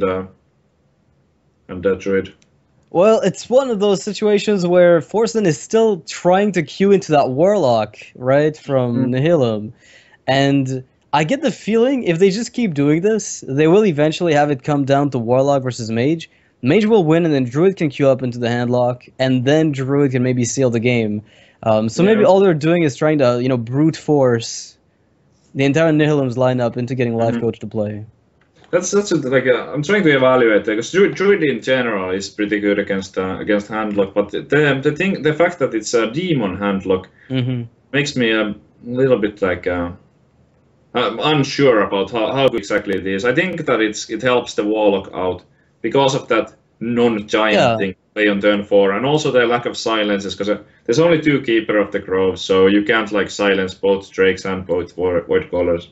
I think it's a 50-50 for Demon Handlock. Like very often, I'd say Handlock is a little behind against mid-range Druid, but the Demon Handlock version is equalizing the field, because you can get some free minions on the board to compete with tempo just with Void Caller alone. Often enough, that's good, and it's going to give you the board presence you need to compete with what Druid's doing. Yeah, it also depends a little bit. There isn't one like standard demon Handlock list right now. So some of the deck choices, for example, if there are deck cards, none of the deck cards really hit the Druid, and they're all gonna be off. So yeah, it's hard to tell. Does he run a Doom card, for example? There might not be a Doom card. A Doom card would be great against the Druid if you manage to pull it out. Yeah. So here we go into the Mage versus Druid match. No Wild Growth. Oh, never mind. Never mind. So he is going to be able to get that Shredder on turn 3 if he wants it. Little acceleration on the curve. And Forsen closing his eyes in despair, rolling the eyes, rolling his neck, probably stretching it, or just raging. I don't know which one it is. 2 secrets, 2 scientists. Oh man, never am I ever lucky. But he did pick up the Acolyte, so that's good. Some cards, so. And okay, not too bad. I mean, there's a lot of things that he can draw here. I think it's still fine. Like, he's getting redundancy in those 2 scientists. Like, any AoE in his hand would be dead right now, and he didn't get any of that. He has quite alright plays, and both of those scientists are likely to also give him secrets. Almost guaranteed, unless he draws the secrets right now. It seems that those will get the secrets. So it's not. He is guaranteed actually to get all his secrets now, because the Ice Barrier here, if it hadn't been popped by Thijs right away. Might have not guaranteed that the other secret that would come out would be Ice Barrier, but now, if he wants to, Forsen can just play his own Ice Block if he'd rather do that, and guarantee everything. Or just play the other Scientist. Get that is so unlucky. Look at the face. Look at Forsen's face now. Oh, Look at yo, Forsen's the best player to look at while he plays, because he is so expressive. Yeah. That was the worst draw in the entire... Alright, so Whirling Zap-O-Matic is happening. Okay, it's not that at least. Good for Forsen, I guess. Wait, that's bad, because Alex Strauss is never getting played. Never getting played. Yeah. No heal bots. No Alex. Is this real? Is this real life? I don't know, man. This is unbelievable. Wait, I didn't realize how bad this was until I started going through the cards that were gonna get played. Seems like an alright turn for the Shade. Alright, it's not mana efficient though. Like Druid of Claw would be more mana efficient. But I think it's fine, right? Like, do you take... I mean, you risk getting coin blizzarded, but then you can still follow it up with decent minions, so... Yeah. It's not that terrible. Not too bad. And it's a bit weird to play the Shade on a really late turn. It's always Okay. weird past this point. Well done, placing it in the middle. That's to avoid the Cone of Cold. I actually can't remember if Forsen was running one of those or if it was the other mage, whoever was playing. Thais was playing, yeah. Thais was Oh yeah, playing Thais Cone was of Cold. playing Cone of Cold. Forsen probably doesn't play it. If he picks up the Frost Nova here, he actually has the full clear. Double Doomsayer for the win. But then Keeper of the Grove just shreks you. You can't really go for that. You gotta... I think if you're forcing you need a Flame Strike or you need to pull off the Doomsayer. Like, you need one of those two things, so some kind of card draw is likely to happen. And the Flame Strike is really key. Yeah. He needs to pick out any AoE, really, just to stall a bit. Because as long as he can Yeah. figure out a way to gain a few turns, that's going to be enough. The thing is, we have to keep in mind, even though Lotheb is currently 7 mana, it doesn't matter. Because the turn you play it, it's like, as long as it's played, when the opponent's about to wipe the board, even if you pay 10 for it, you're still going to win. This is actually a really good turn to play it, because there's the Frost Nova will be unavailable after the effect. It guarantees him another 15 damage for the following turn. I would absolutely go for the Lotheb here. This is one of those times. Like, the amount of damage that is guaranteed, every single minion on the board will stick. He's gonna have 2 5-attack minions, 1 3-attack, 1 attack. I would absolutely go for it. But I can see that, like, if he wants to take it slow, like going for the Druid of the Claw, but then coin Flame Strike. Yeah, if Coin Flame Strike hits, you are in a world of trouble, and you know that you can use that Druid Claw later with the double swipe, Force of Nature to finish off your opponent. Like, just getting that guaranteed 15 next turn, I couldn't have said no to the Lotheb there. I agree. But yeah, he likes to go for a little bit like more late game heavy thing here. Time is right. And it might still be excellent next turn, as we see. Like, there might not be a Frost Nova here. I think the reasoning was, if I kill the Mad Scientist right now, he's not gonna get a second Ice Block. Oh yeah. So he actually opted to play it a bit slower, because he had to use Hero Power and the Narrow Bar to do that, otherwise he was gonna have to ping the Shade. Oh my god! How much is that? So he has That is so much! 14 power on the board, and the Savage Roar is going to be 10. He can actually pop here with the swipe. This is insane. My god. This is pure insanity. Forsen is running out of time. Wow. Is this an actual case of Force to Nature and Savage Roar? Is this one of those? Because people always talk about those. I'm never sure. Wait, Seems like the Forsen Nature is gonna be for their next turn, but he has to give Forsen 2 cards here, but that's not such a big deal. I mean, popping the Ice Block, yes please. Even has another swipe in his hand, so What's hilarious? What's hilarious is the heal bot can't be played. That's the really hilarious part. Is Alex Strauss can't be played, heal bot can't be played. Nothing he wants to play can be. Oh, okay, it could actually. I lied. But then you can't play Ice Block, so you have to Nova Ice Block. It's actually not over yet. It's not as quite weird as over. it might sound, because he has the Alex Strauss. The thing is that if he wants to, he needs to Ice Block here. Like Frost Nova, Doomsayer, he has to use the coin to Nova, right? Then he to Ice doesn't Block, have- sorry, yeah. Yeah, then he doesn't have the coin for the Alexstrasza anymore. Yeah. So he can heal bot as soon as that Nerebar Weblord is gone, which is not anytime soon. Wait, what? What? Didn't he attack with the Acolyte? He Why did he doesn't draw? want the draw, I guess. I'm not sure actually. What was that? I think the Forsen is just tilting right now. He's just on full tilt. That's it. Okay. Well, you know nice. what? If this ends up like he has to kill the Doomsayer, because if he goes Oh, yeah, to pop, definitely. if he goes to pop the block, Healbot hits, and then maybe a freeze hits. Like how devastating that would be. Yeah, Thijs knows understands the situation. Like the board clear after this, it needs to. Like if he plays a board clear, he doesn't have much more that he can do on the same turn. But now it's getting really interesting because he has another freeze and Doomsayer turn here, and Thijs actually doesn't have a way to clear that. Oh, you Lothab swipe. How's that? How's that for you? Like, does that help? Because Alex might come down though if you do that. So yeah, I guess you're still he's gonna losing get this wrecked. overall. Yeah. Ooh, that's a pretty wow. decent card. Oh. Wow. Yeah, this is- swipe Shredder, and then. Man, you know what? Forsen could win this. It's not over. It's Could just not win over this. yet. It's possible. It's possible, Wow. guys. That's so Better crazy. believe. What to do? That is just crazy. Okay, so you know what we need to see here? We need to see an esports Zapomatic. Okay, followed That's Hilarious. by a Savage Roar top deck. That's So which exactly what we emote- need right now. Which emote do you think Forsen is going to use after the Alexstrasza comes down? I'm gonna I feel bet thank you. Thank I you. say thank you, yeah. Okay. I think Forsen is a thank you kind of guy. Waits for no one. I think so too. Yeah, I think we're gonna see some thank yous. I don't know if he's gonna be in ties though, but I've seen him use emotes quite often in a situation like this. Let's see if he goes for that emote. What if a Doomsayer comes out of that Shredder?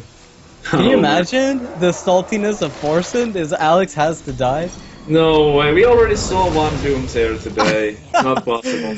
Okay. Oh my god! What is happening? Oh, you know this is just as good a do. I'm gonna take that. It should have been a Mana Wraith. You know, it should have been a Mana Wraith. It should have been a Mana Wraith or another Nerebar Weblord, but I'll take a Patient Assassin, alright. God. Forsen. Actually, you could just heal bot, right? You heal bot and you wait. I think that's better than playing Alex, right? Like, it has to be done. Probably, yeah. I like that. I can't even believe this. Forsen's saltiness is just incredible right now. Wow, this has been such a great series. It does. Oh, and the card draw. Oh yeah. And now there's a chance that Thijs is able to pick up something he's really looking for. The thing is, if you play Lothab, the opponent plays Alex, you could still get BGH from Ancient of Lore afterwards, and you might be able to push in some damage. Whereas if you play Ancient of Lore just now, you lose the board for sure. Pretty much all the time. Yeah. So I guess it depends on what you're valuing, like the OTK from Second Force of Nature. What are you looking for here? Well, that's one piece, and that's Oh another yeah, one. those are some quality cards right there. I mean, with that, that sets up the damage for next. And Druid of the Claw, Savage Roar, Hero Power. That's exactly 9 for. Yeah, for that's next. exactly 9 damage. He needs exactly sweet. that. Yeah. Those are perfect. So yeah, so if he trades here, and like Force and Flame strikes, he's gonna be able to kill him. Like a Flame Strike is no good here. So you have to Alex Icelands the Has to 5/5, Alex. kill a 3/2, right? You have to Like- Icelands that 5/5, of course. Oh, he can Frostbolt face actually. Like no, Iceland's face. He can ping or trade for that, and but he needs to freeze face here, or he will be dead. Do you think he sees that? Like, how often would you do it, though, from his No, perspective? I wouldn't do it. No. Yeah. Like I would be lying if I said that I would play around the Druid of the Claw Savage Roar here. So after all that, Thijs still able to take it down. And Forsen really with I'm it's funny to say that Nerobar Weblord was so annoying all this game. Like he had to kill it first before he could drop the Alex, and even then he couldn't play Alex. He had to play for Ice Block all game long.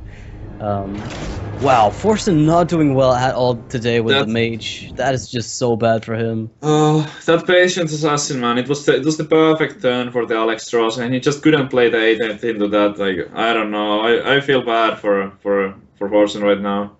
There's like 4 cards that couldn't work, right? Like Mana Wraith, Nerobar, Patient Assassin, and Doomsayer. Like that's 4 2-drops. Yeah.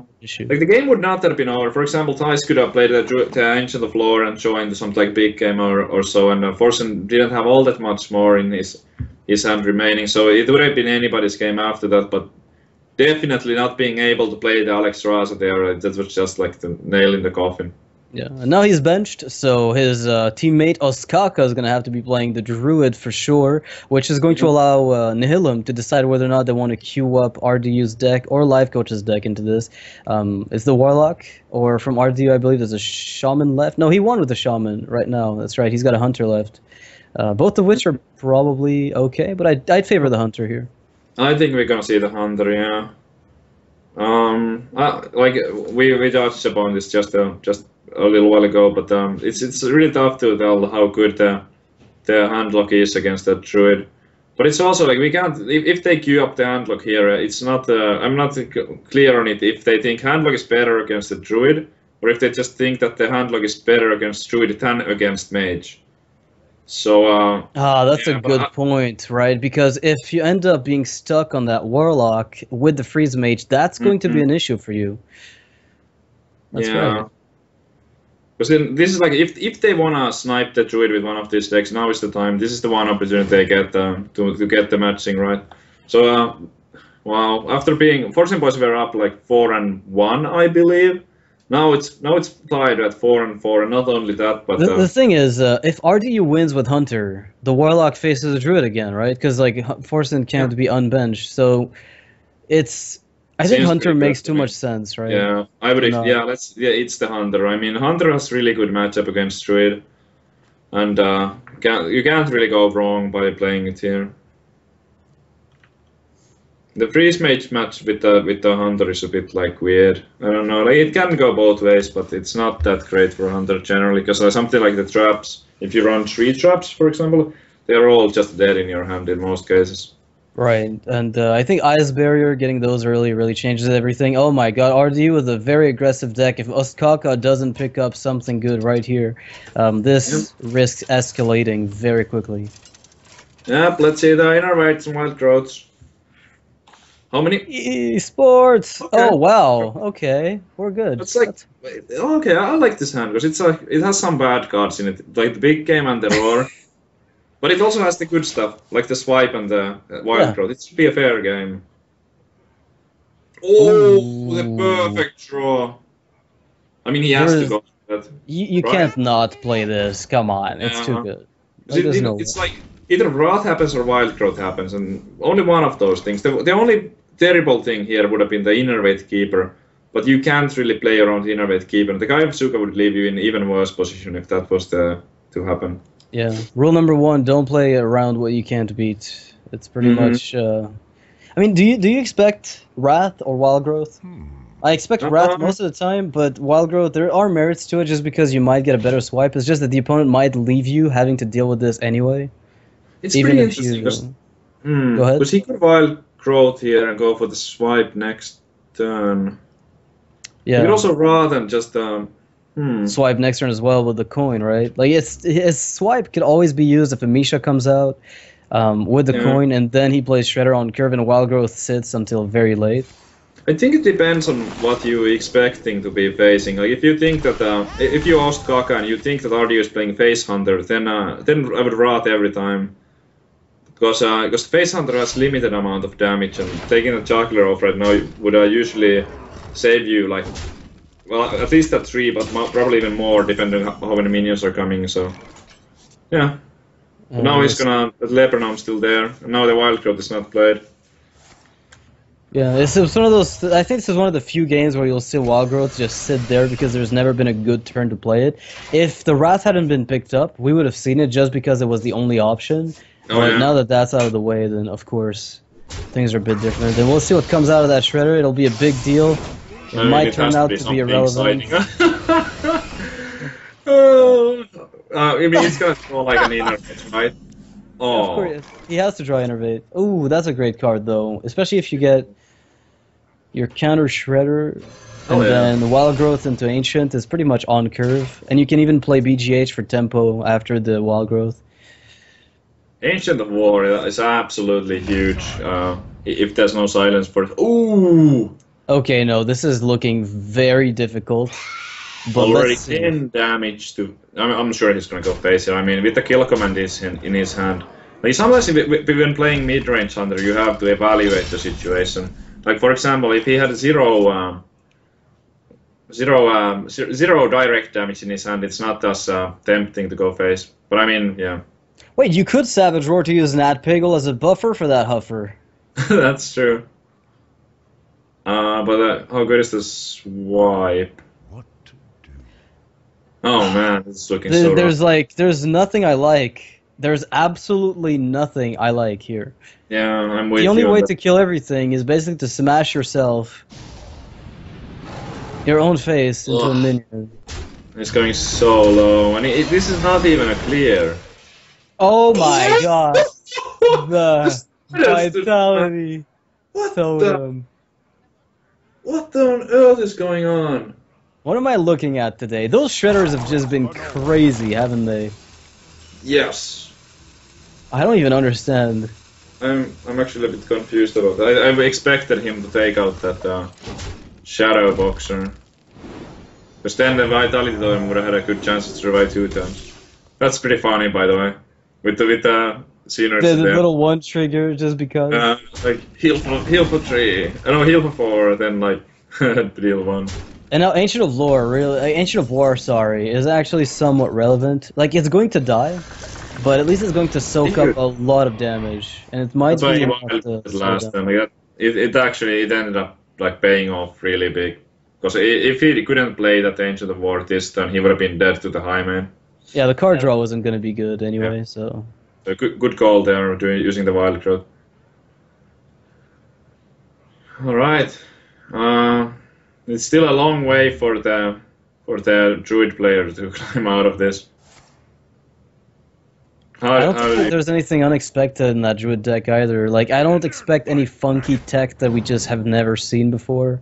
Yeah. So it should all be fairly standard from here on out, and that high main, as a result of, being very normal, is going to be a huge problem. Druid can't really compete. Okay, well, he found it. You see, he listened to you. Yeah. So Nihilum coming back in strength, they're, up 5-4, I think, now. And the only deck left for the entire team is Life Coach's Demon Handlock. We mentioned how that could be their weak link, so again, they're not out of it yet. It's up against 2 matchups, which could potentially be somewhat bad. Druid is bearable, but I think the Freeze Mage is a tougher one. I've been secretly just waiting for this deck from Nihilum. It's the most interesting one for me. Because I'm not sure exactly what is in there. Does it play like Imp Gang bosses, or how fast is it basically? Like how much late game? How much some of the like mid range stuff that makes you survive the early turns? Because Life Coach is known for playing greedy stuff, but we'll see. I'm curious to see this one. He is a pretty good innovator though when it comes to playing like Handlock. I think he's one of the players that I've seen play the most versions of it. Like, he's played so many variants of Handlock, and it's one of the decks that he specialized the most with. So, again, you say he's a very greedy player, and I tend to agree. But he's also very good. He's one of the few players that, even if you know he's going to be playing Handlock, you might just lose. Even if you know his entire list. Like, it doesn't matter. Oh, yeah. Like, I've been talking with him a little bit. He's not so known that for the Handlock play that this was last week, and I was talking to him at Assembly where players, the format actually allowed players to change their deck list between the group stages, and they knew that their opponents for next round, and some I believe who was it? Try to anyway target Life Coach's Handlock, because it's an easy deck to counter if you put in some extra big game hunters and removal and cards like that. But what life coach responded to me was that, yeah, I don't care. It's like still all the matchups, like even if decks can be built to be favored against it, but Handlock is such a strong deck. Like the core mechanics on it, like getting those card draws, those big threats for a cheap mana cost, that it doesn't fall much under a 40%, even against the hard counters. I mean, that's a great point. It's one of the few decks that has never really had, like, it reminds me of the old Control Warrior, where they would have bad matchups, but never absolutely horrible ones. Like, at their worst, I guess, a properly teched Warrior could, like, after an Axtromus with the Unstable Ghoul, Control Warrior still had a decent matchup against Zoo. Like, it wasn't even that bad. Oh my god. Well, I don't know what to think of that. That's exciting, let's just say that. He needs something a little more. Oh, so that's okay, wait. Hero power. So here's the deal. Dr. Boom is cute, but it's BGHable. The other two it's- you've got aren't. So Yeah. what's your play here? I mean, he does have the lore for an option, and even the. I mean, here's hero power for sure, but he has 2 mana, right? I can see. Yeah, he's only got 2, so he Yeah, can't so- cast any of those. So it's got to be Yeah. about the next turn.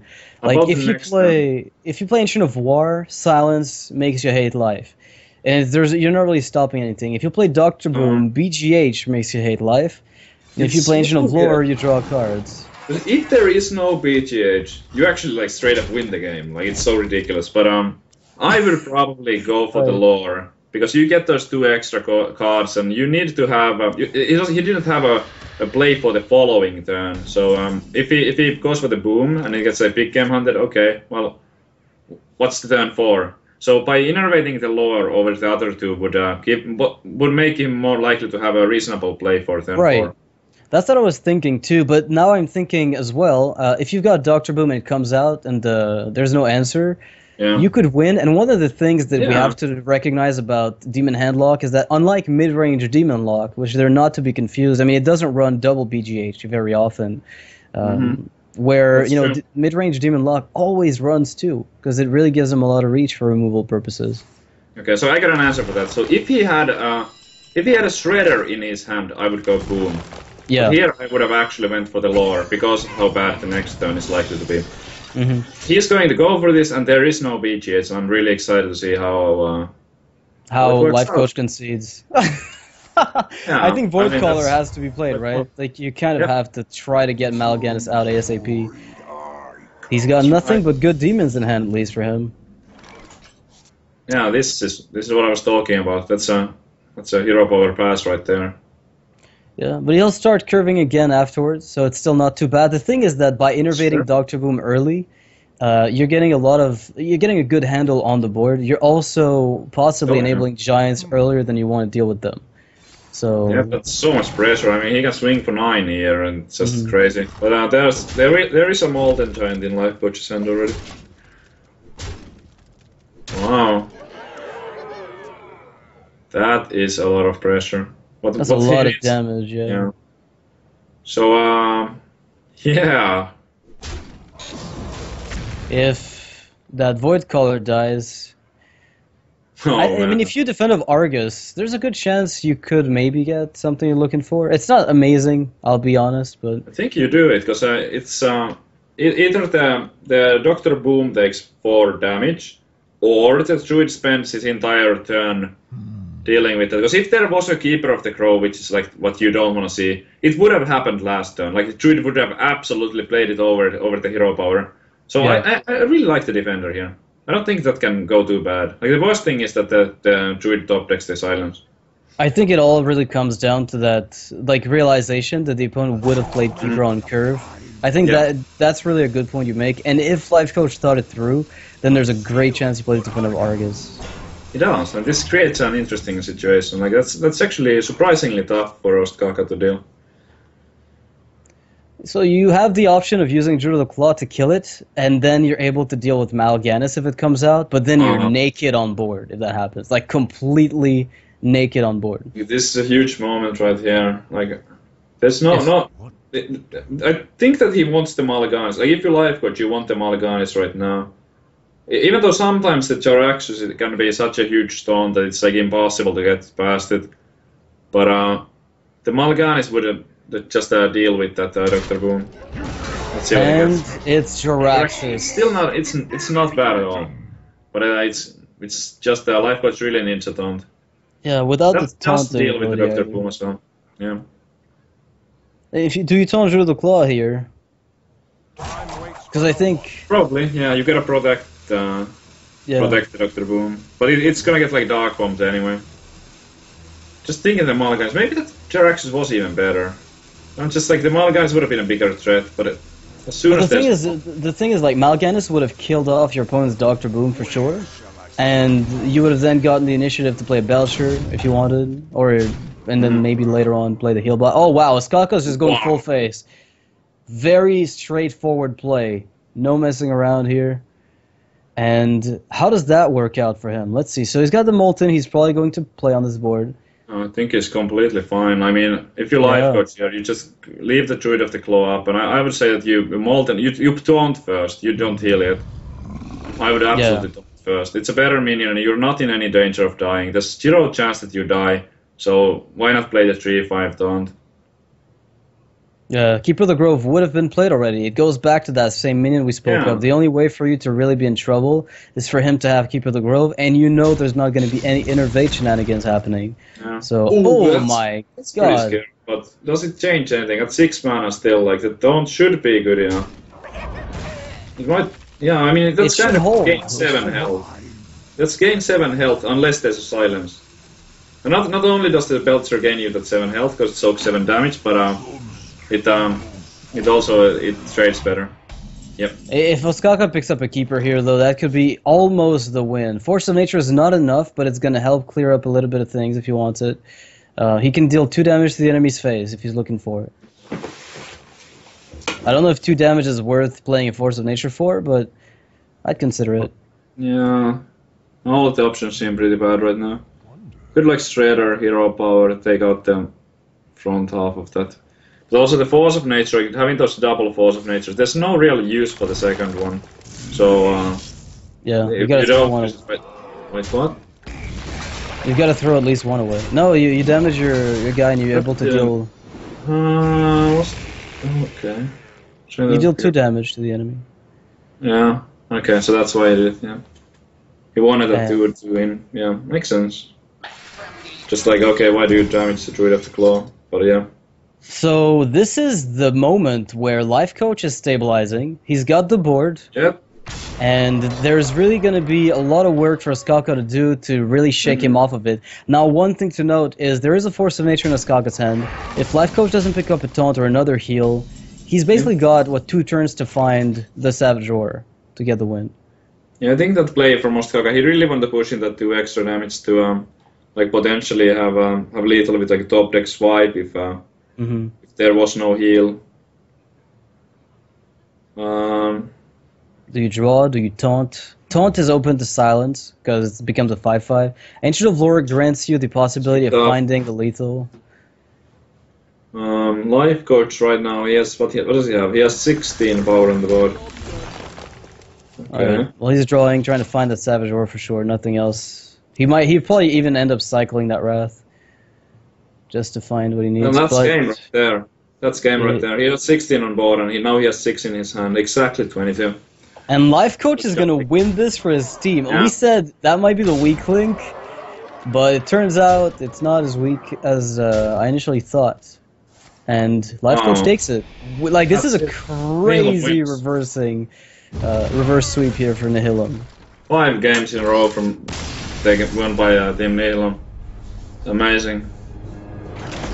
I don't even know what to say. So that was a great series. I mean, there's been a lot of really cool Shredder shenanigans happening today. Like, I had a really fun time. Well, yeah, it was pretty cool. I guess I have to agree.